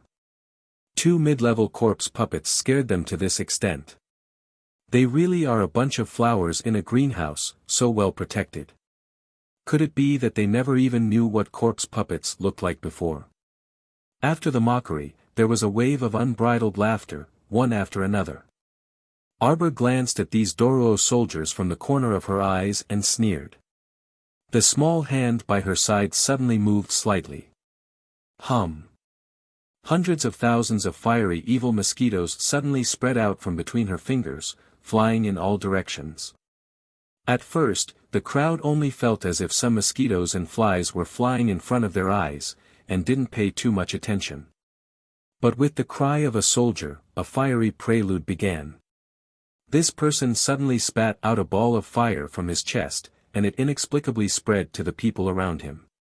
It was so fast that it caught people off guard, and there was no time to defend. The first soldier who was enveloped by the fire quickly shattered into a pile of bones, falling to the ground with a bang. He was deader than dead in a matter of minutes. This unforeseen event not only scared the 400 to 500 Royal Manor townspeople, but also scared the Doruo soldiers to death. This fire inexplicably started burning from within, burning outwards. It was as if a fire had been poured on a person's heart, abruptly igniting it. The crowd didn't know what was going on, and became more and more nervous, unable to control themselves. General Doha shouted angrily, "Don't panic. An enemy has sneaked in." The young deputy general, Guer, was experienced and knowledgeable. He immediately sensed that something was wrong. The young man ordered loudly, "Don't panic. Pay attention to whether there are any strange objects around you. Activate your defensive profound artifacts first. Defend. Defend. The soldiers of the Luo kingdom shouted in panic. One after another, they activated their defensive Xian weapons and looked around. Gu Er's judgment was very accurate. He immediately discovered that there seemed to be many tiny mosquitoes around the Doro soldiers. Mosquito. It's a mosquito. Damn it. Activate your defensive barriers. Don't let these mosquitoes get close to you. General Hajuo was so angry that his nose was almost crooked when he saw his soldiers being targeted by these tiny mosquitoes one after another, and dying from the inside out one after another. This was truly an unforeseen event. Before the main forces arrived, they planned to camp here for 1 or 2 days. Unexpectedly, before the battle had even begun, his soldiers had inexplicably attracted a swarm of mosquitoes, and dozens of them had been killed. This really wasn't a good sign. Could this be a sign that the future siege would not be easy to fight? General Hajuo's face darkened as he loudly berated his soldiers. Chapter 50-43. Don't roast them with fire. These mosquitoes don't seem to be afraid of fire. Use ice.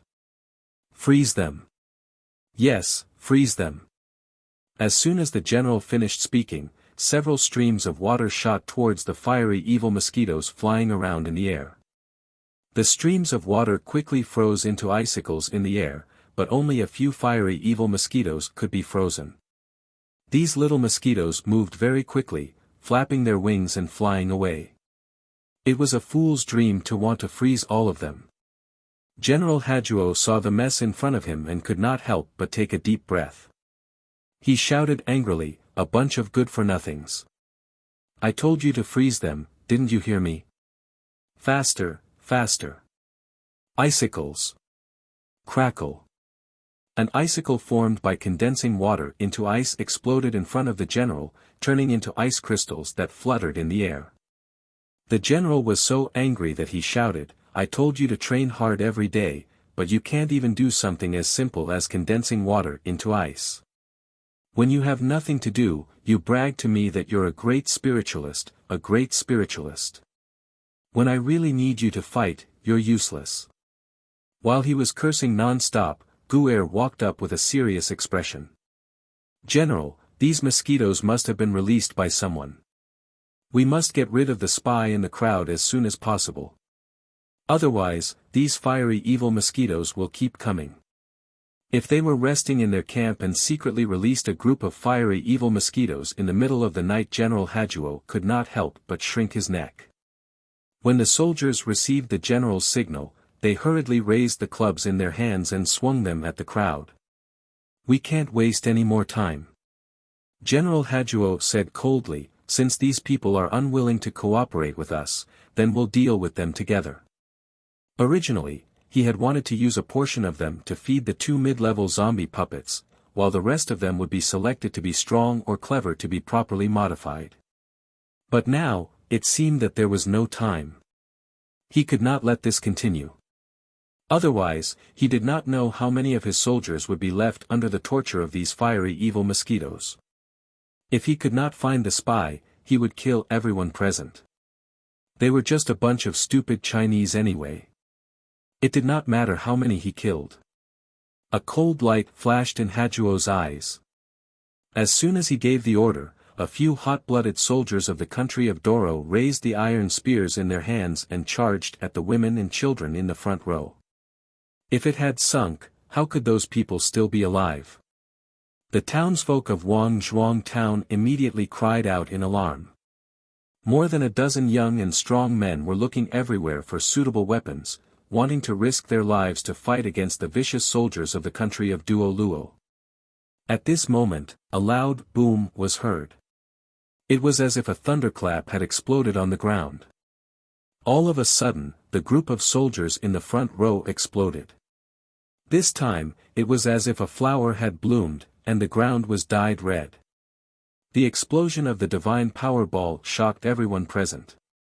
More than a dozen soldiers of the kingdom of Daluo, who were caught off guard, were blown away. Their limbs were crippled as they hung on the stone pillars. General Hajuo's pupils constricted as he shouted, "Defensive shield! Defensive shield!" Gu'er roared as well. Swoosh! In front of Hajuo and Gu'er, 3 rows of shield walls immediately appeared, protecting them firmly behind them. Hajuo was cursing in his heart. This battle is a disastrous loss. Chapter 50-44. The worst thing was that he didn't even know who the enemy was or where they were hiding. At this moment, he still couldn't tell. So many soldiers had died in the vanguard. How was he going to explain this to the state preceptor? When he thought of the state preceptor's stern face, General Hajuo couldn't help but shudder. His entire body trembled. At this moment, rows of Doruo soldiers, from half-squatting to standing upright, surrounded the two of them. They erected hundreds of defensive shields in front of them and roared in unison. "Pay attention to your defenses." The anger in General Hajuo's heart was about to materialize into sword light. "Which friend is stirring up trouble in our small town? Why don't you show yourself for a chat?" As soon as Haduo finished his sentence, he saw a ball of divine power flying towards them. It was like a ball of divine power was being tossed around. With a loud boom, it smashed into their shields. Countless Doruo soldiers used their bodies to withstand the explosion of the ball of divine power. The soldiers in the front row who were bearing the most weight were immediately affected by the explosion of the ball of divine power. They all spat out mouthfuls of blood and barely supported their shield-bearing bodies. Hajuo's face darkened as he looked at the Wangzhuang townsfolk huddled together. "Fire the arrows." He wanted to see if this person would still hide among a bunch of useless commoners and fish in troubled waters. He was trying to force them out of hiding. Behind the defensive shields, hundreds of archers immediately surged forward. They all knocked their bows and aimed in the direction of the townsfolk. The old mayor trembled as he pushed his children and grandchildren beside him. He cried out in alarm, "Go, go! Go quickly!" The townsfolk finally reacted. When they saw that the enemy was about to shoot them indiscriminately, they hurriedly scattered in all directions. They stumbled and crawled as they fled for their lives. Thump, thump. Thump. A dozen or so townsfolk fled a few meters before they suddenly realized that there were 4 invisible barriers erected around the meeting place. Commoners like them couldn't see clearly at all. At this moment, they were like a group of trapped beasts, trapped in these 4 tall invisible barriers. "Ah!" The round-faced girl let out a cry of alarm and kicked the barrier in front of her. He kicked until his feet hurt, but he still couldn't push away that invisible barrier. At this time, many people rushed to the girl's side, kicking, hitting, biting, and head-butting. However, no matter how hard they tried, they were still firmly trapped in this predicament, unable to resist the cruel fate. Was this the fate of ordinary people? Don't do anything yet. Look, look, look. The round-faced girl suddenly tugged at the arm of a woman beside her. The woman was holding a child who was only a few years old. Her hair was disheveled and she looked like she had gone mad. Now that he was pulled by the round-faced girl, his mind became a little clearer. He turned his head to look in the direction she was pointing. The place where 400 to 500 townspeople had gathered was now left with only 7 people after they scattered like birds and beasts. 7 men and women with crude appearances. They looked very ordinary. Judging from their appearance, these 7 people were about 30 years old. The one standing at the front was a short woman with a round face full of freckles. "Who are you people?" Haduo frowned as he looked coldly at the 7 people. Were they the ones who secretly released the fire mosquitoes and smashed people with the god power pearls? They really looked like a group of village women. There was nothing special about them at all. No wonder no one could recognize them when they were mixed in with the crowd. Chapter 50-45. You're finally willing to come out. Ha Duo sneered. I thought you wanted to continue mingling with the crowd. He raised his hand to instruct the archers to aim cautiously at the 7 people on the battlefield. Do you have any more god power pearls to throw? Ha! Ha Duo snorted, expressing his disdain and dissatisfaction very purely. I don't need to use god power pearls to deal with trash like you, Arbor said coldly as she hooked her finger forward. She just needed to summon a holy beast. Standing behind her, Zhuo couldn't help but twitch his mouth. When the little stoic was exquisite and adorable in the past, she would definitely look very good doing this, but now she was like a chubby little oil barrel. Her face was full of pockmarks and freckles, so she looked very ugly no matter what she did. Suddenly, 2 figures flashed, and 2 slender and naturally handsome figures appeared next to the little stoic.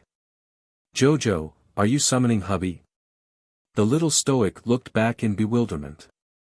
A pair of deformed mung bean eyes suddenly lit up. Her lotus had finished absorbing ancient Emolien's soul pearl.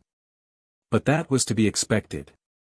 Under the main planet's 12-fold time flow, the absorption of soul pearls should be very fast. Jojo, why didn't you summon me for a fight? This venerable one's hands and feet are about to turn stiff from idleness. The venerable Peach Blossom Immortal glanced at the other side. He saw a large group of Luo soldiers using defensive shields to form 3 human walls and vigilantly watching them. Arbor was about to walk toward them when she suddenly looked down at her appearance. She pinched her chubby bucket-like waist and instantly felt like the sky was falling down. What was going on? Why did she become so ugly? She inexplicably felt like she didn't even have the right to walk to them. She couldn't use this damn transformation talisman next time.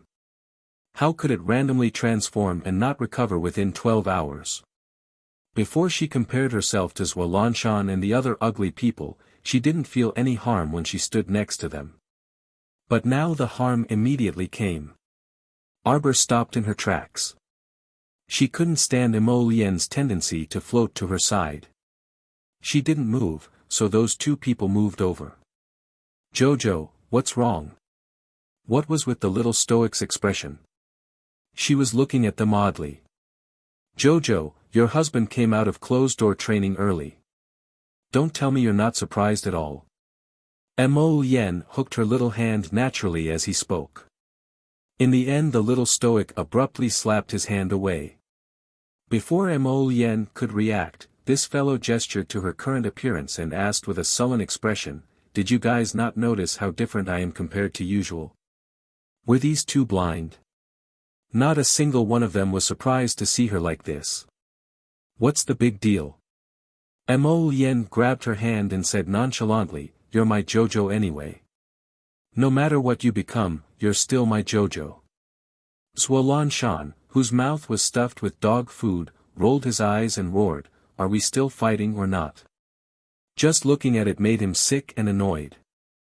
For a childless old bachelor like him who had been a bachelor for several hundred years, he seriously couldn't understand what was so good about a wife. Women were creatures who liked to make a fuss and shout all day long. They were so noisy and annoying. In any case, he wouldn't find a wife in this lifetime. Fight! Arbor nodded and pointed forward with 2 fingers. Zhuo, you were so powerful when you attacked us at Forget River. Now, you should use 1/10 of your strength to deal with them. Chapter 50-46. Why are you still harping on the river of forgetfulness? It could have been over long ago. Zhuo suddenly leaped forward, revealing his beast form. He had a human body and a snake tail, and his magnificent scales rubbed against the ground. With a flick of his tail, his robust tail heavily smashed into the human shield wall with a bang. A dozen or so sounds of blood being spat out were heard in succession. Zhuo snake tail smashed down and immediately sent 2 Duoluo soldiers flying. Although there were people rushing up from behind to fill in the gaps, the entire shield wall was already on the verge of collapsing due to the overly chaotic movements. Hajuo sharply stared in Arbor's direction.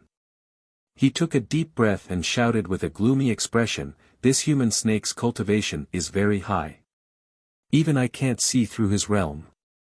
Damn it, they were originally stationed at Wanzhuang town to wait for Grand State Preceptor Larry's arrival. The defenses in this area had already been set up, so they only needed to follow the Grand State Preceptor's orders and capture some people to transform while waiting. Think about it. How delightful would it be to turn those foolish citizens of the divine province into a bunch of brainless monsters that only knew how to obey orders and let them bite each other as they pleased. But now their plan to cultivate zombies had just begun, and it seemed like it would be interrupted by these people in front of them. They had to hold on until Grand State Preceptor Larry came to rescue them. General Hajuo silently repeated this 3 times in his mind before revealing a stiff smile. "Friends, don't listen to his nonsense. Zuolan Shan, attack." Arbor habitually gave orders. When the latter heard the little stoic shout, he also inexplicably charged forward out of habit. As he charged, he inwardly cursed himself as a dog. He didn't expect himself to become so docile and obedient after following the stoic for a short while. The human snake charged into the enemy's camp like a giant descending. Wherever its long tail swept past, it swept away everything in its path. No one in Duoluo could withstand this sacred beast's attack, and they all retreated step by step. Mo Lien grasped Arbor's small hand and said softly, "These people brazenly set up a stronghold in Wanzhuang, so they should be relying on talisman formations." Arbor nodded slightly and glanced at the transparent barrier around them. What kept the townsfolk out of the meeting place was the defensive barrier that had been set up. She had been somewhat curious since the beginning. This talisman grandmaster had spent a lot of money to set up such a large defensive wall, but why didn't he show himself? She smashed them with the divine power bead and asked the snake to bully them like this, but she still couldn't force this talisman master to show himself. It could be imagined that this person's relationship with the country of Daluo shouldn't be that good. It didn't matter. She was just curious about talisman masters. Every time she met a talisman master, she always thought that it would be best to have a talisman competition with them. This way, she would be able to have a better understanding of her own talisman skills. She silently practiced according to the golden talisman jade tome. Most of the time, she felt too lonely. If he could have a few sparring partners, he would feel that it would be good. In fact, whoever became her sparring partner would have 8 lifetimes of bad luck. This fellow used the long-lost talisman techniques from the golden talisman jade tome to crush others. Every time she was done, she would feel that the other party was too weak and reveal a regretful expression. Ever since this fellow's reputation as a talisman master spread throughout the 3 provinces, very few people wanted to compete with her in talismans. No one was a masochist. Zuolan Mountain snake tail swept past, and the power was like crushing dry weeds and smashing rotten wood, instantly crushing the defensive shield formation. The 4th watch made up for the 2nd watch, and the 6th watch was completed.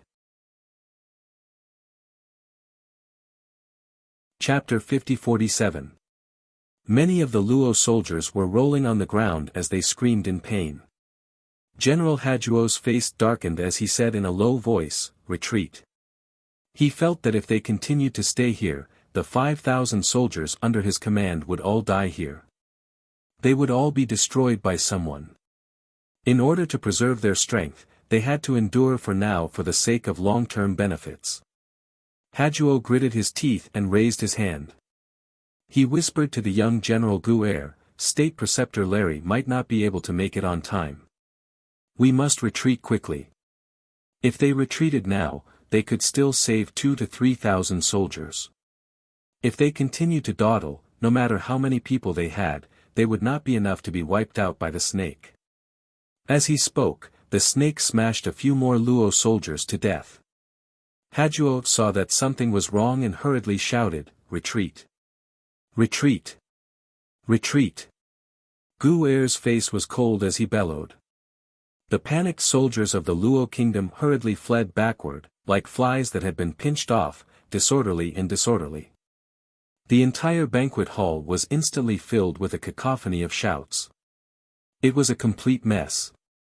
At this time, no one had the time to care about others. They were too busy running for their lives.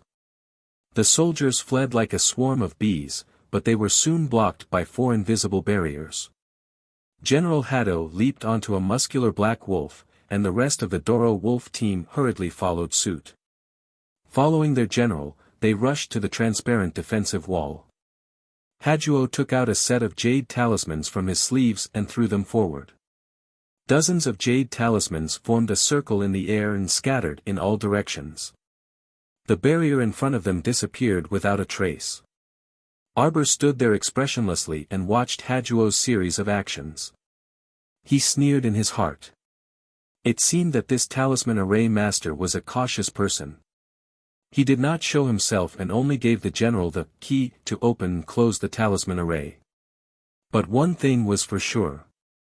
This master must be hiding nearby and watching. After all, anyone would be curious after setting up such a large talisman array. Let's go. When Hado saw that the barrier in front of him had opened, he patted the wolf's head without another word. He rode on the large black wolf and charged forward. His speed was so fast that even the young General Guer, who was following closely behind him, could not keep up with his speed. General Haduo had left them a short distance behind. The soldiers of the Kingdom of Doruo all followed closely behind Captain Wolf, running without thinking. They only wanted to get far away from that crazy snake's attack range. This human snake was simply unparalleled. Without a second word, it would smash anyone it saw. Wherever its huge tail swept past, almost everyone would be turned into a pile of meat paste. Quick! Guer patted the wolf's back and urged loudly.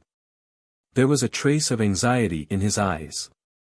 He knew very well that Grandmaster Chu's talisman array was quite powerful. Even if he had the key to open the defensive wall, it would only take him a few minutes to pass through. After a few minutes, the defensive wall would close up again, sealing the remaining people inside. Heh! Guer snorted coldly, a hint of ridicule flashing in his eyes. At that time, it would be like catching a turtle in a jar.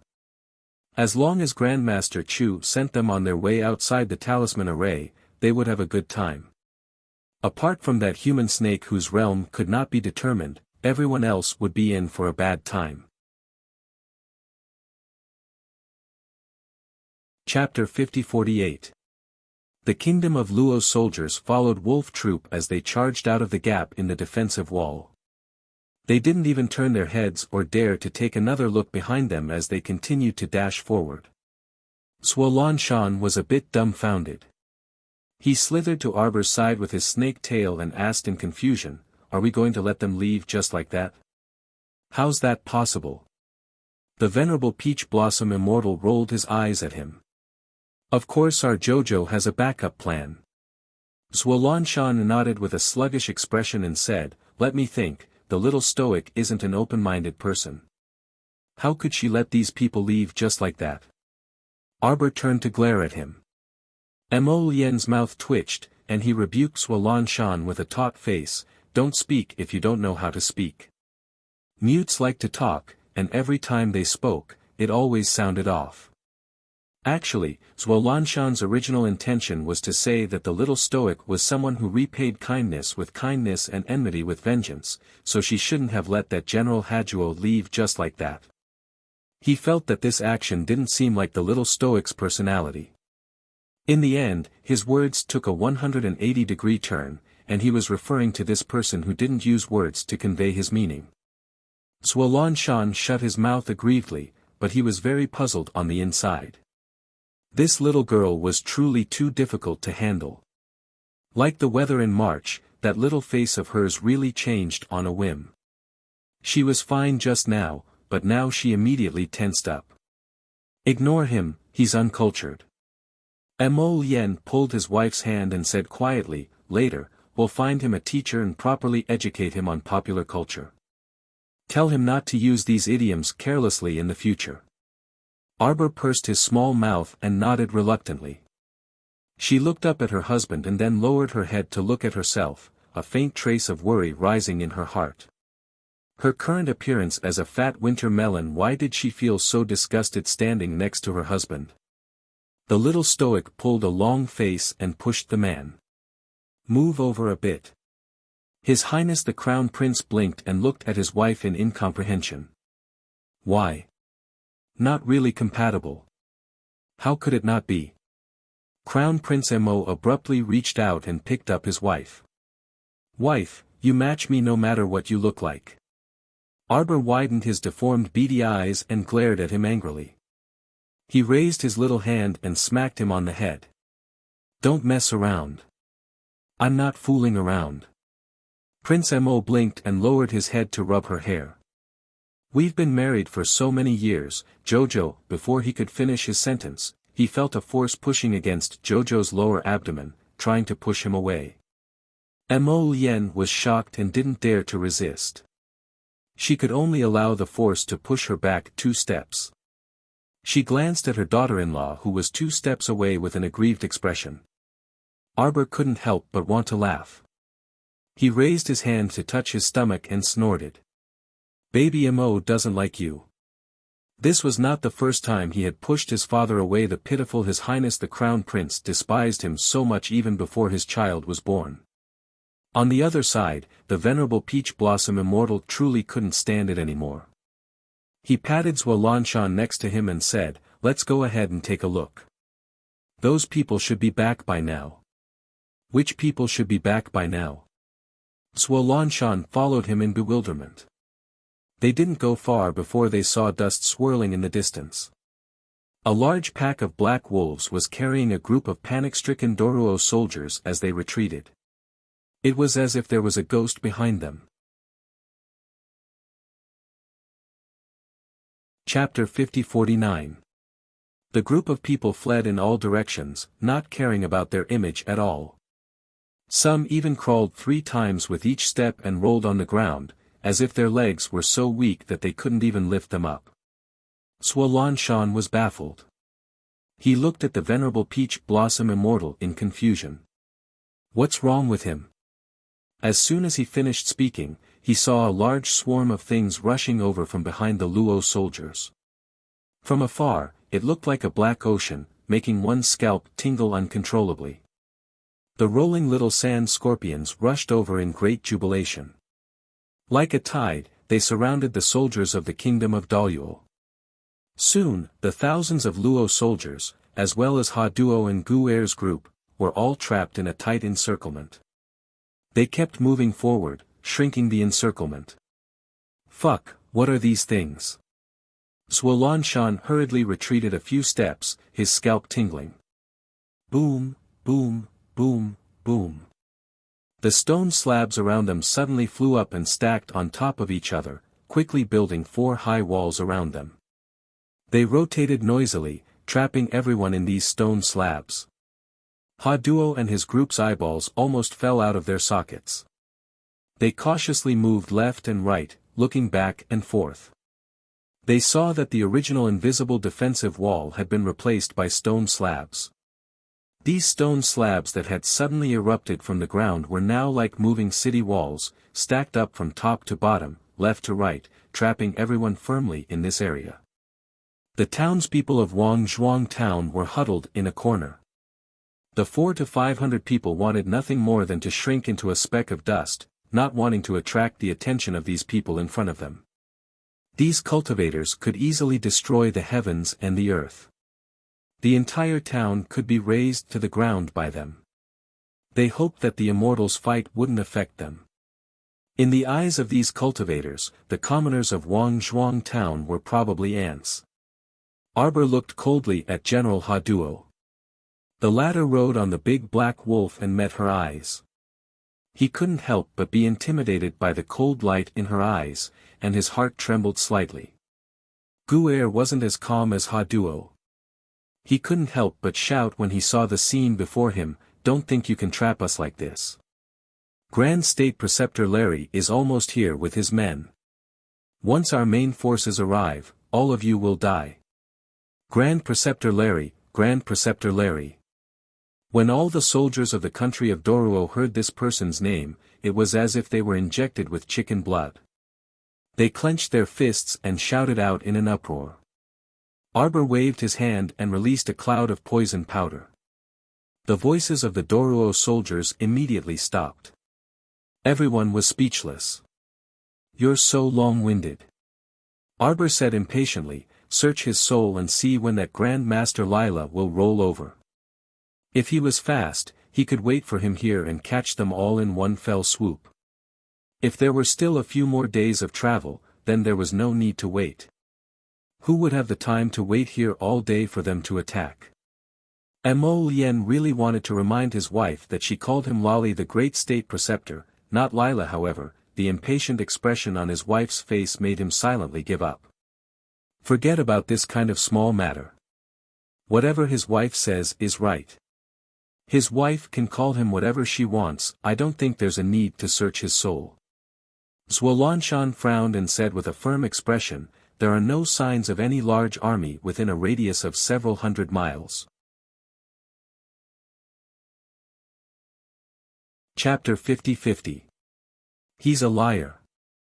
Jojo, he's lying to you, he's lying to you. No one came here at all. He's just stalling for time. What Grand Preceptor Lila? There's no such person. Zhuo hurriedly slandered. Damned liar. Arbor flew into a rage when he heard this. He slapped the stupefied Gu'er across the air. "How dare you lie to Jojo?" Arbor slapped Gu'er's face in anger. Gu'er's face immediately tilted heavily to the left. 5 fingerprints appeared on his face. He was still in a daze from the slap and had yet to react.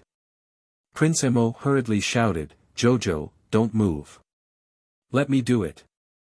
As he spoke, he had already flown over like a rabbit. While he landed a dozen punches on Gu'er, he didn't forget to turn around and send a flying kiss to his expressionless wife. The venerable Peach Blossom Immortal, who was standing at the side, couldn't help but raise his hand to cover his face. He thought to himself, Mo Lien's skin is getting thicker and thicker. Now, it's getting worse. Acting cute, my foot. Just looking at it makes my eyes burn. Arbor was speechless. What should I do when my husband has no bottom line? However, my husband looks so good when he smiles. He's like a flower that needs to be cared for and nurtured. He'll definitely grow stronger and stronger in the future. Jojo has to work hard to nurture him. He can't let the flower grow crooked. While he was pondering, Student Mo had already landed dozens of punches, knocking the unlucky Gu'er off the wolf's back. He fell to the ground in a tragic manner. His tumble caused his head to land on the dirt floor with no stone tiles on his face. When he ate a mouthful of dust, his nose, mouth, and face were all broken. Gu'er howled miserably several times as he struggled to get up, but Crown Prince Mo swiftly kicked him down with a swift kick. Gu'er's eyes stung. He had the urge to cry. Oh my God, who can save me? What if I encounter a lunatic with extremely strong killing power? Arbor coughed softly and waved his hand. Stop. Listen to what he has to say. Mo Lien stealthily retracted her long leg and lowered her head to look at Gu'er, who had been trampled into the mud by her.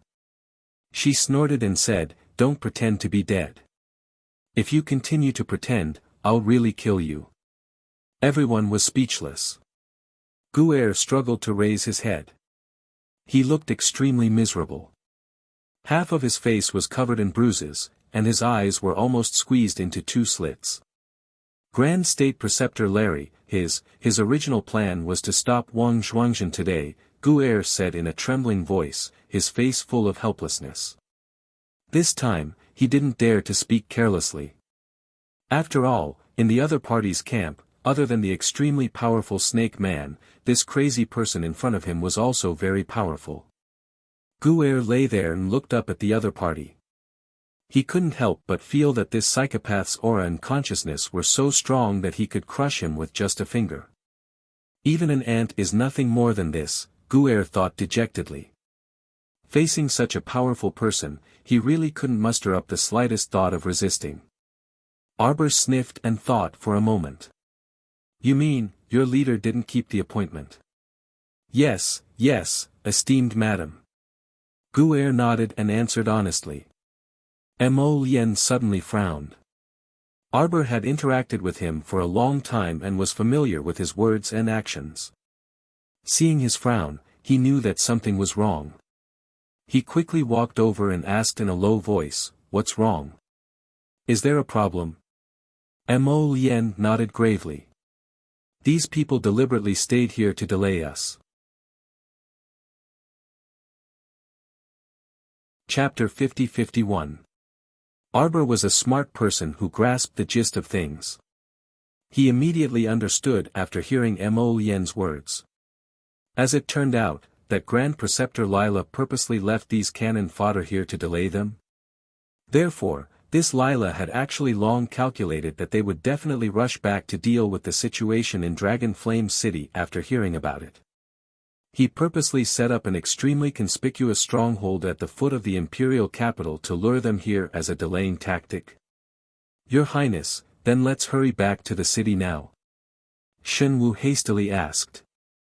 If something happened to Dragon Flame City, the entire divine province would be shaken, and the current peaceful days would no longer exist. As a citizen of the divine province, he had long been accustomed to the current peace and prosperity. He truly didn't wish for anyone to disrupt the current good times. This tiny kingdom of Daluo dared to scheme against the imperial capital of the divine province. What kind of confidence supported him to do such a foolish thing? Arbor silently took out a transportation talisman matrix. Let's go. GC, Old Zhou, and the others suddenly twitched their mouths, and they all revealed bitter expressions. The little crown princess was going to activate the directional dam transportation mode again this time. They hoped it wouldn't directly transport them to the enemy's main camp.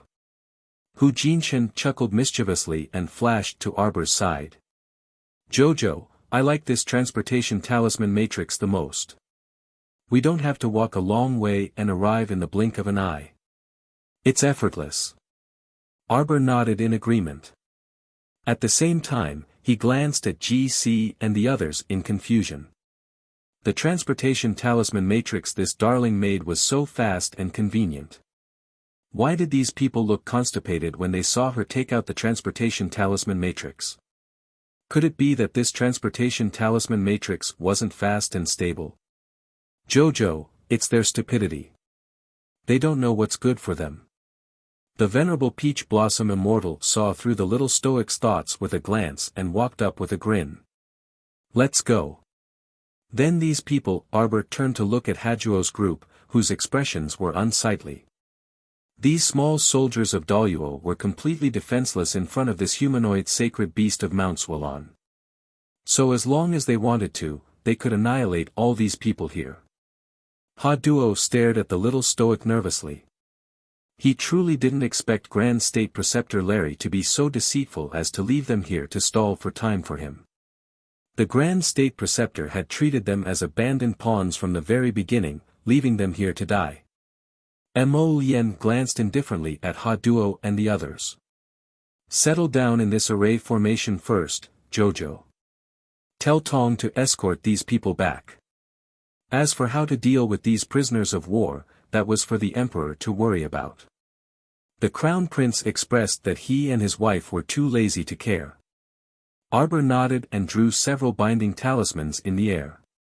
With a flick of his little hand, he pushed them into the surrounding air. A double confinement glyph formation was set up on the originally solid defensive wall. Snake. The snake man was dumbfounded.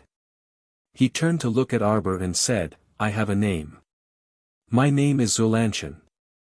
Leave a wisp of your soul remembrance here and watch over them. Arbor didn't waste words with him and got straight to the point. With a wisp of Zulanshan's soul guarding this place, even if Hajuo's group wanted to make a move, they couldn't possibly hide it from the snake man's eyes. Got it. The snake man pursed his lips and pulled out a wisp of his soul remembrance to leave inside the confinement glyph formation. With the snake man guarding this place, Hajuo Ghoul and the others couldn't possibly escape. Chapter 50-52. Haduo drooped his head dejectedly. He was currently still straddling that large black wolf, but this wolf wasn't as fierce as before. Under the endless pressure of a human-shaped sacred beast, the wolf's head also completely drooped. It sprawled on the ground and whimpered, its voice sounding like a kitten or puppy, comical and pitiful. Arbor tossed aside the transportation talisman matrix and led the Crown Prince's group forward a few steps. Everyone's figures were immediately enveloped by the light of transportation, and they disappeared from the talisman matrix with a whoosh. After everyone's figures disappeared, a wretched and skinny old man with a protruding mouth and monkey-like cheeks appeared outside the defensive wall. He raised his bony hand that was as withered as a chicken's claw and lightly touched the thick layer of defensive wall. He couldn't help but mutter to himself, such powerful talisman techniques. There were even double confinement talisman matrices set up inside this defensive wall. Such extravagance truly wasn't something a minor talisman practitioner could do.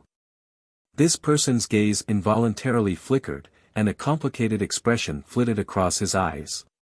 It was a pity that such a young and talented little girl couldn't be used by them. It truly was a pity that she died. Just as he thought this, he suddenly felt a chill run down his spine.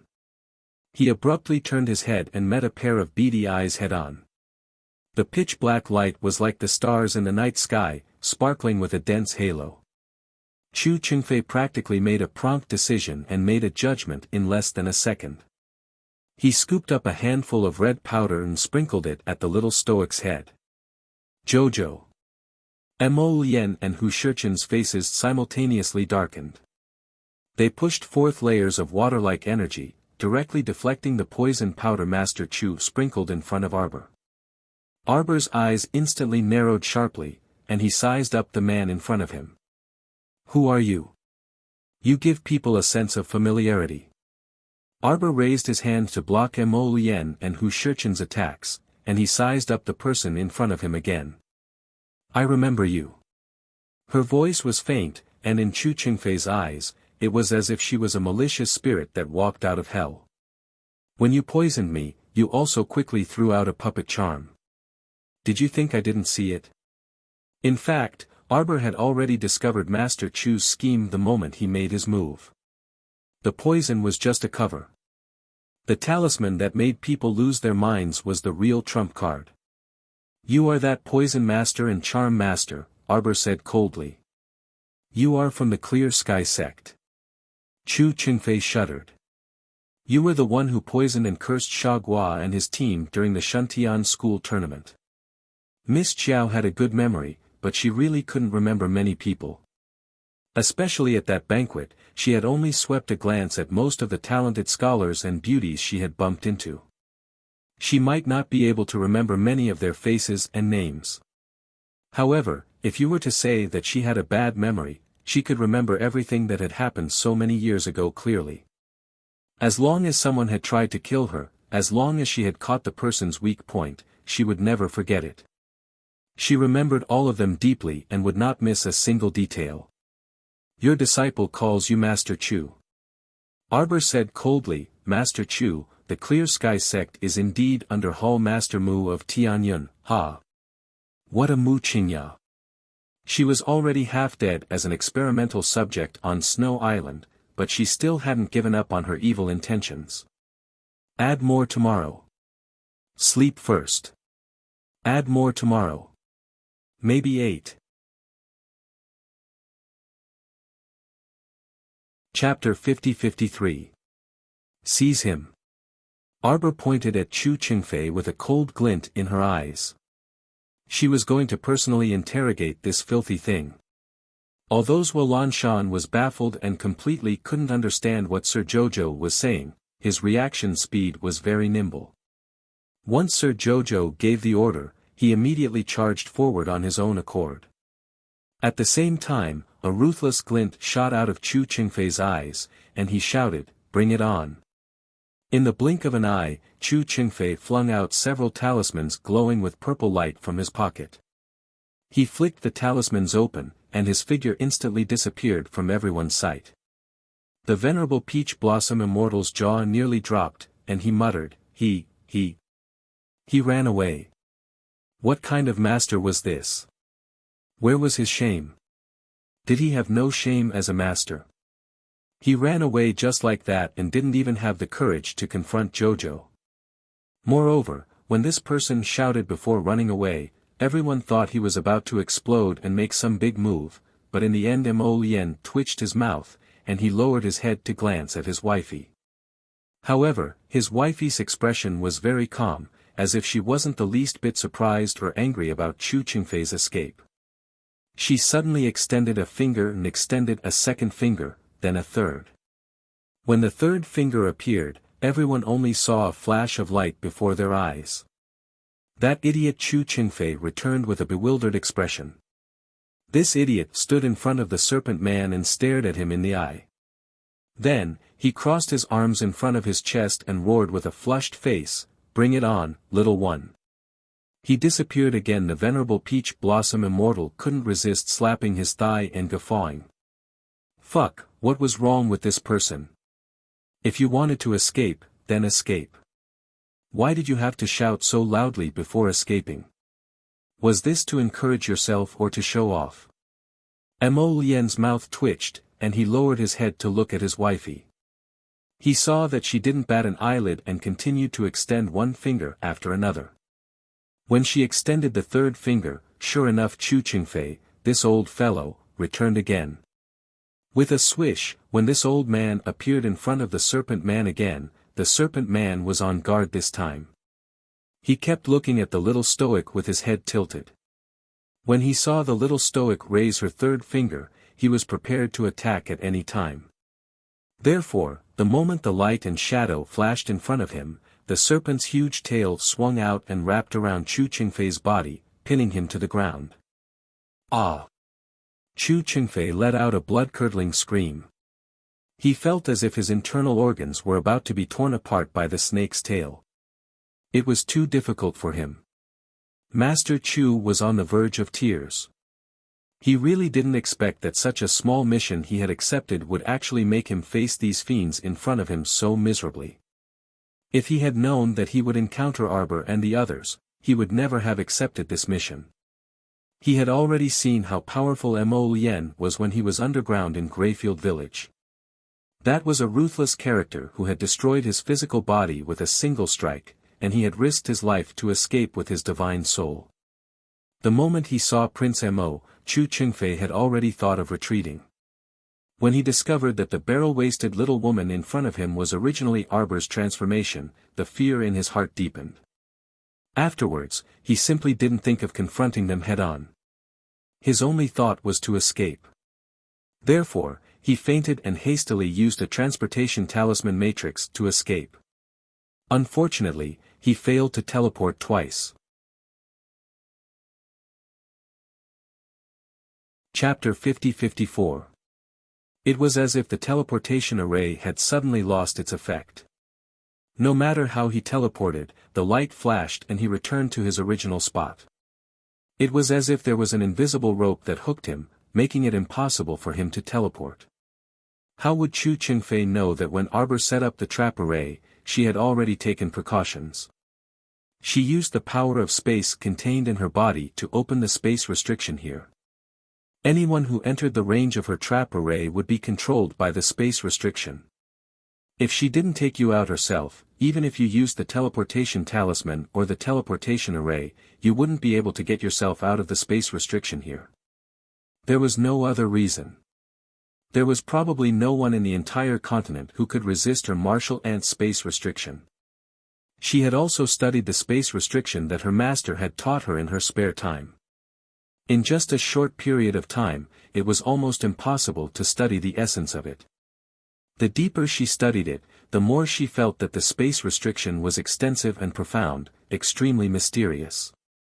The space restriction that she was using now was still the power that she had absorbed from the small silver ball in the Phoenix Woods. She hadn't used it all before, but now that she had opened the space restriction, she had almost used it up. The remaining power was estimated to be only enough for 5 teleportations. However, the small silver ball that her master had given her contained a vast amount of space restriction. What she had extracted from the Phoenix Woods was only 1/10,000th of it. After using it up, she could still draw more from the small ball, Sir Jojo thought to himself. Chu Qingfei's miserable howl pulled Jojo's thoughts back from the distance. Glancing at him, he snorted and waved his hand to let the snake woman pull Chu Qingfei over. Zuolan Shan didn't care about a weak human like Chu Qingfei at all. He directly rolled and swung his snake tail, and with a bang, threw Chu Qingfei in front of Arbor as if he was a dead dog. "Don't throw him to death!" Arbor roared. Then she took small steps and hurried over to Chu Qingfei. She took out a pair of white silk gloves from her pocket and put them on.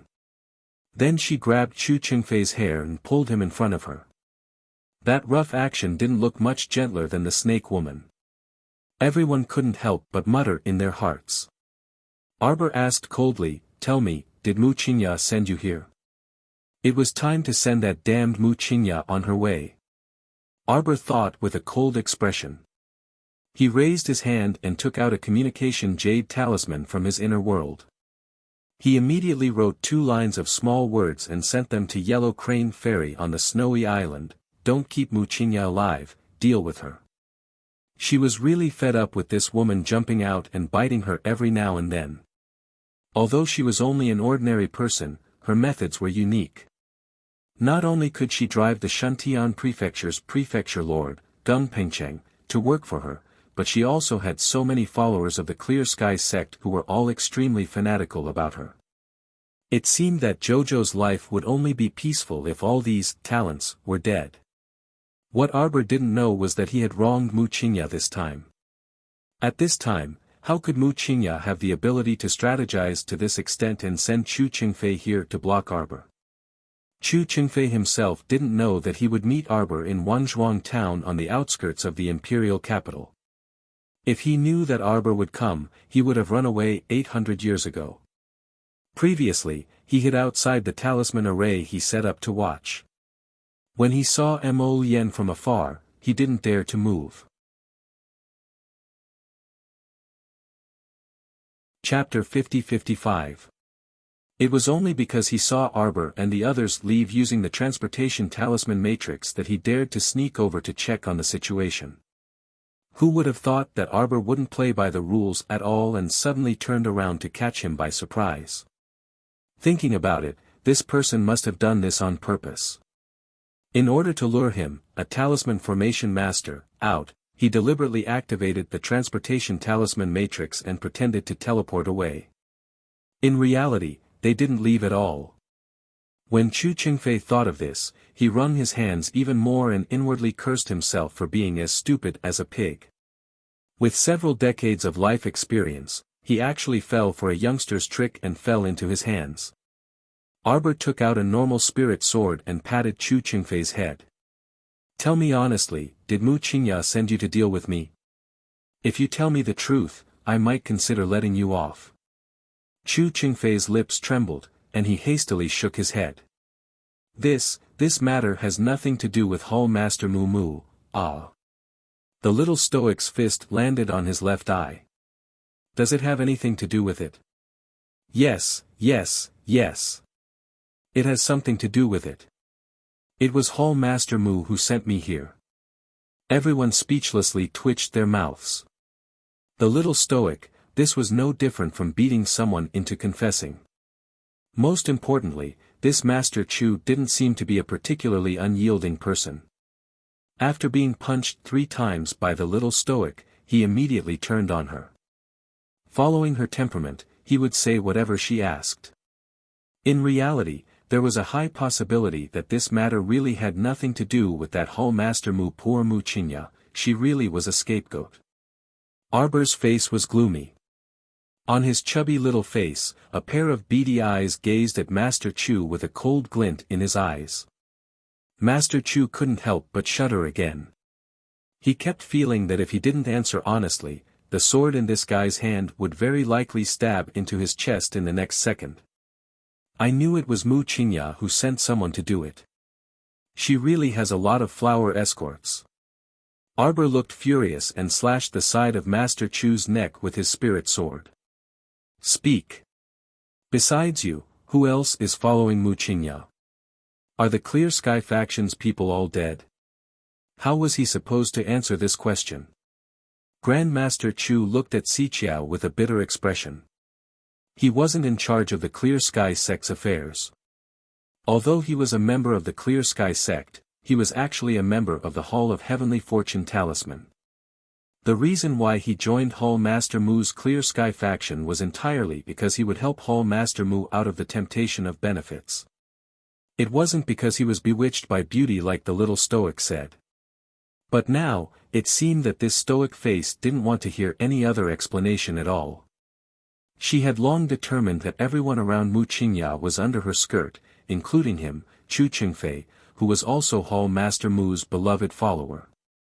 If the stoic face wanted to think this way, he really didn't have any other ideas. Speak. Clear Sky sect's people, whether they're dead or not, I really don't know. But as far as I know, the vice head of the Clear Sky sect still wants to rescue Hall Master Mumu. The little stoic flew into a rage and slapped Chu Qingfei's shoulder. I just knew that if that woman Mu Qingya didn't die, things definitely wouldn't stop. Then didn't you already order your subordinates to kill Hall Master Mu just now? In reality, Hall Master Mu was truly wronged in today's matter. Chu Qingfei thought speechlessly. Chapter 50-56. Right now, he truly didn't want to say anything more to the little stoic. In any case, no matter what he said, it would be wrong. The little stoic was certain that Mu Qingya was behind this, so what could he freaking do? Speak. I'll speak. I'll tell you everything. Chu Qingfei nearly wanted to cry. Why did he feel that it was so difficult to communicate with this woman in front of him? At this time, Chu Qingfei couldn't resist looking at Mo Yen, who was watching the show from the side.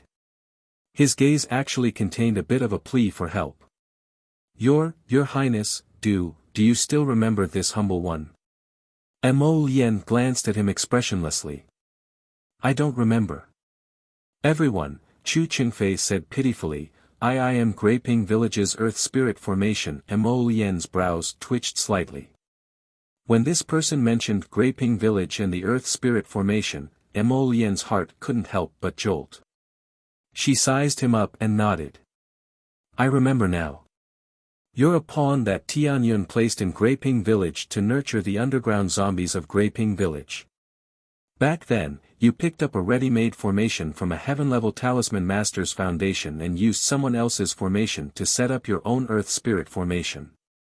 The outer layer is the Earth Spirit Formation, and the inner layer of defense is the formation set up by that heaven-level talisman master. Arbor's eyes suddenly lit up, and he said, is it that talisman formation that ancestor Zhaoyang set up? This old man was bragging nonsense. He even said that he set up an 18-layer talisman formation that no one could break open. In the end, Mo Yen saw the existence of a holy meridian underneath. Speaking of this, the little stoic recalled that she should find time to receive the holy meridian that ancestor Zhaoyang left her. Otherwise, wouldn't it be a pity to leave such a fat sheep in a place like Greiping Village? You're the person whose physical body I destroyed back then? Mo Yen sized up the old man. Currently, his body was tattered and incomplete. It was unknown where he had taken over this body. Compared to his original body, his appearance was even more unsightly than before. Chu Qingfei's tears really flowed down. He nodded repeatedly and said, Your Highness, it's me. I've already been killed by you once. Can you let me go this time? In your dreams. The little stoic threw at him crisply. Everyone couldn't help but want to laugh as they silently glanced at the child. She glared coldly at Grandmaster Chu and snorted, during the Shantian Academy tournament, it was you. She poisoned Sha Gua of the hippopotamus team and stood behind Mu Qingya for a long time. She poisoned me one moment and cast curses on me the next. She contributed to my life. It's you. The little stoic's roar of, "It's you," was extremely forceful, just like 3 heavy hammers that pounded on everyone's hearts. Chu Qingfei's eyebrows twitched and he hurriedly shook his head in denial. No, no, it's not what you think. You're still trying to deceive me. Arbor punched the old man's right eye. The old man hastily cried out miserably, "Yes, yes, it's indeed me. During the academy tournament, I poisoned your opponent and also cast a puppet curse. But, you broke it very easily, ah." Before the old man could finish speaking, he was slapped silly by the little fellow's slap. "Heh, from what you're saying, I broke your puppet curse, so that means I shouldn't be angry, right?" No, no, no. No. Hua Chu Qingfei's tears streamed down. Chapter 50-57. His face was truly slapped too painfully. No one could compare to this girl's black-hearted. She only slapped your face until your old face is swollen. The little stoic coldly glared at her deformed, chubby little face and said angrily, "You still have the face to cry." Indiscriminately, he did so many wrong things as a lackey for someone else, yet he still had the face to cry in front of her. He really was promising. "Do you have a disciple?" Arbor punched her nose. She specially wore a pair of silk gloves just for when she beat someone up. No. Dirty hand. Chu Qingfei's tears and snot flowed down as he bawled bitterly, Crown Princess. Don't hit me anymore, Crown Princess. It truly hurt too much. This little Crown Princess only hit his face. By now, the parents of this body's original owner probably wouldn't recognize their son anymore. Speak honestly. Xiao Mu grumpily roared. Don't know where the Crown Princess's words came from. Chu Qingfei was terribly flustered. Lying there, he could hear his heart beating like a drum, as if it was about to jump out of his chest. His left hand, which was hanging by his side, moved slowly and silently. A light purple talisman was pinched in his sweaty palm. This was his last life-saving talisman. If this talisman was also useless against the little stoic, then he would definitely meet his end here today. Don't pretend anymore. Arbor swept him a disdainful glance and sneered, "Other than that time in the school tournament, you specially poisoned Sha Gua and the others to deal with me. You even followed me from 1,000 miles away with your disciple to Ani Prefecture and lurked around me for more than 10 days, waiting for an opportunity to make a move. And no such thing, ow." Chu Qingfei's mouth was smashed by the little stoic's fist. The corner of his mouth broke, his teeth fell out, and his blood mixed with saliva dripped down. "Have you thought it through now?" Arbor asked coldly. Chu Qingfei hurriedly nodded. The depression in his heart had already reached its peak. He suddenly moved his finger, but at the same time, Mo Lien flashed forward and stepped on his hand. Crack! With a crisp sound, Chu Qingfei's face twisted in pain. His hand, which was holding a talisman, bent unnaturally and fell weakly to the ground. Arbor looked coldly at the purple talisman floating up, but there was no surprise on his face. With a light flick of her hand, she flicked a few times in the air, and the purple talisman that flew in front of her suddenly broke into pieces and exploded. Pooh! Failing to activate the talisman, Chu Qingfei suffered a powerful backlash. He immediately spat out a mouthful of blood. At this moment, there wasn't a single piece of unharmed flesh on his body. His miserable appearance was simply unbearable to look at. Arbor continued to stare at him coldly. "You dare to do it but don't dare to admit it. At that time, you also received Mu Qingya's order to bring your disciple to chase me to Ani Prefecture, right?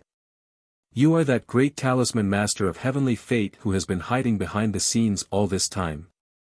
Arbor sized him up before shaking her head and muttering to herself, "No, you should only be at the black rank realm. That great talisman master of heavenly fate's hidden depths isn't just at this realm. Your disciple is thin and small. When we were in Ani Prefecture, we once had him lead the way to find you. Unfortunately, you were as slippery as a loach from beginning to end. By the time we found your residence, it was already empty and you had already fled. Chu Qingfei's face was already ashen. Chapter 50-58. He stared at Arbor in fright, as if he hadn't heard her words at all. His entire being was immersed in immense fear. You are. You are. Great curse master. He finally spat out these words. Soon after, he saw a vicious killing intent flash past Arbor's eyes. This young crown prince consort was actually a great talisman practitioner. She had probably kept the vast majority of people in this world in the dark, right? Her identity as a great curse master was, in fact, a great curse master. He was well aware of what that purple talisman of his just now was. It was a life-seizing curse. Right, a curse. And to be able to easily dissolve a profound level life-seizing talisman, who could she be? She was a curse master, and a great curse master whose rank in the art of curses was a level higher than his. Earth rank?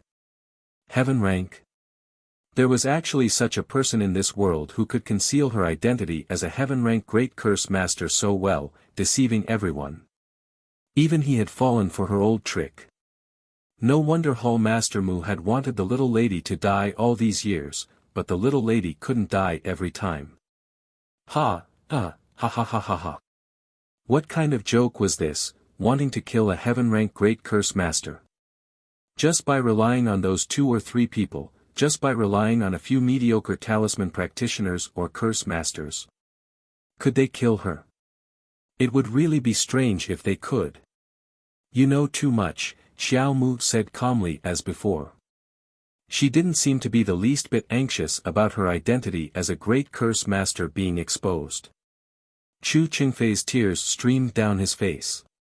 There was no medicine for regret in this world. Even if there was, the little stoic definitely wouldn't be so kind as to let him take it.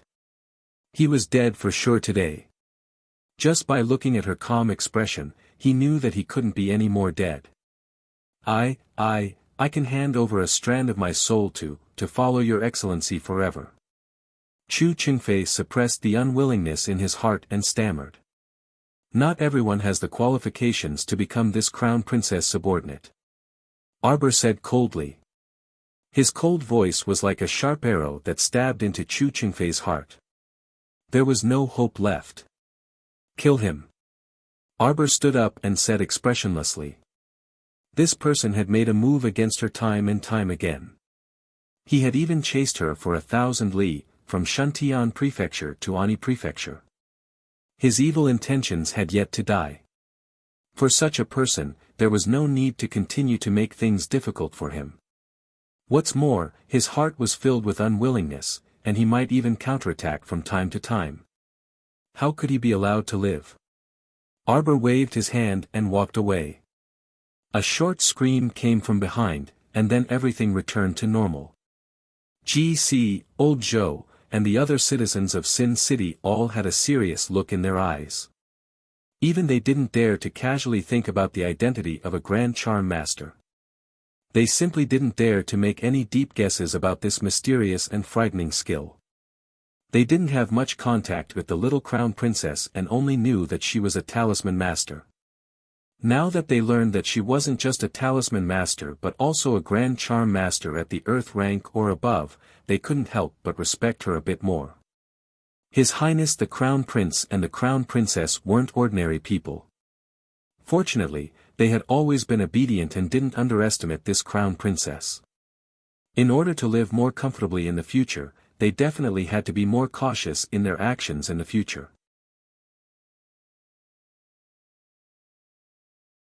Chapter 50-59. The Venerable Peach Blossom Immortal walked over with a grin and said, I searched this guy just now.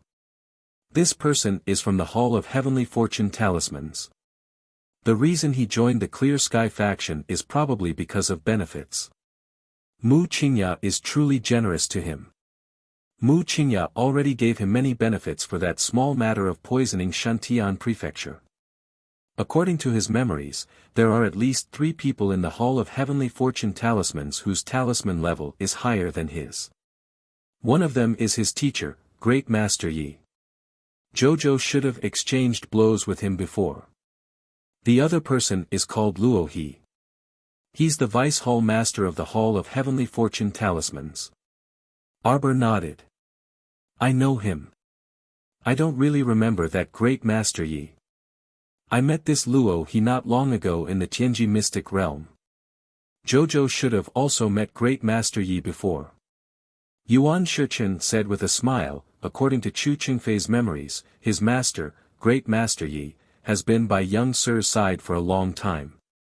This young Sir is probably either eldest Qin or Omega Kotoku. Perhaps we've met before, but he shouldn't be conspicuous, so it's normal that Jojo doesn't remember him. Arbor grasped the little fatty's hand with a very solemn expression. Then there's the other person. It's their hall master of the Talisman's Hall. Yuan Shichen smiled faintly. This person's identity is very mysterious. Even Chu Qingfei, who is Great Master Ye's disciple, has never seen this person before.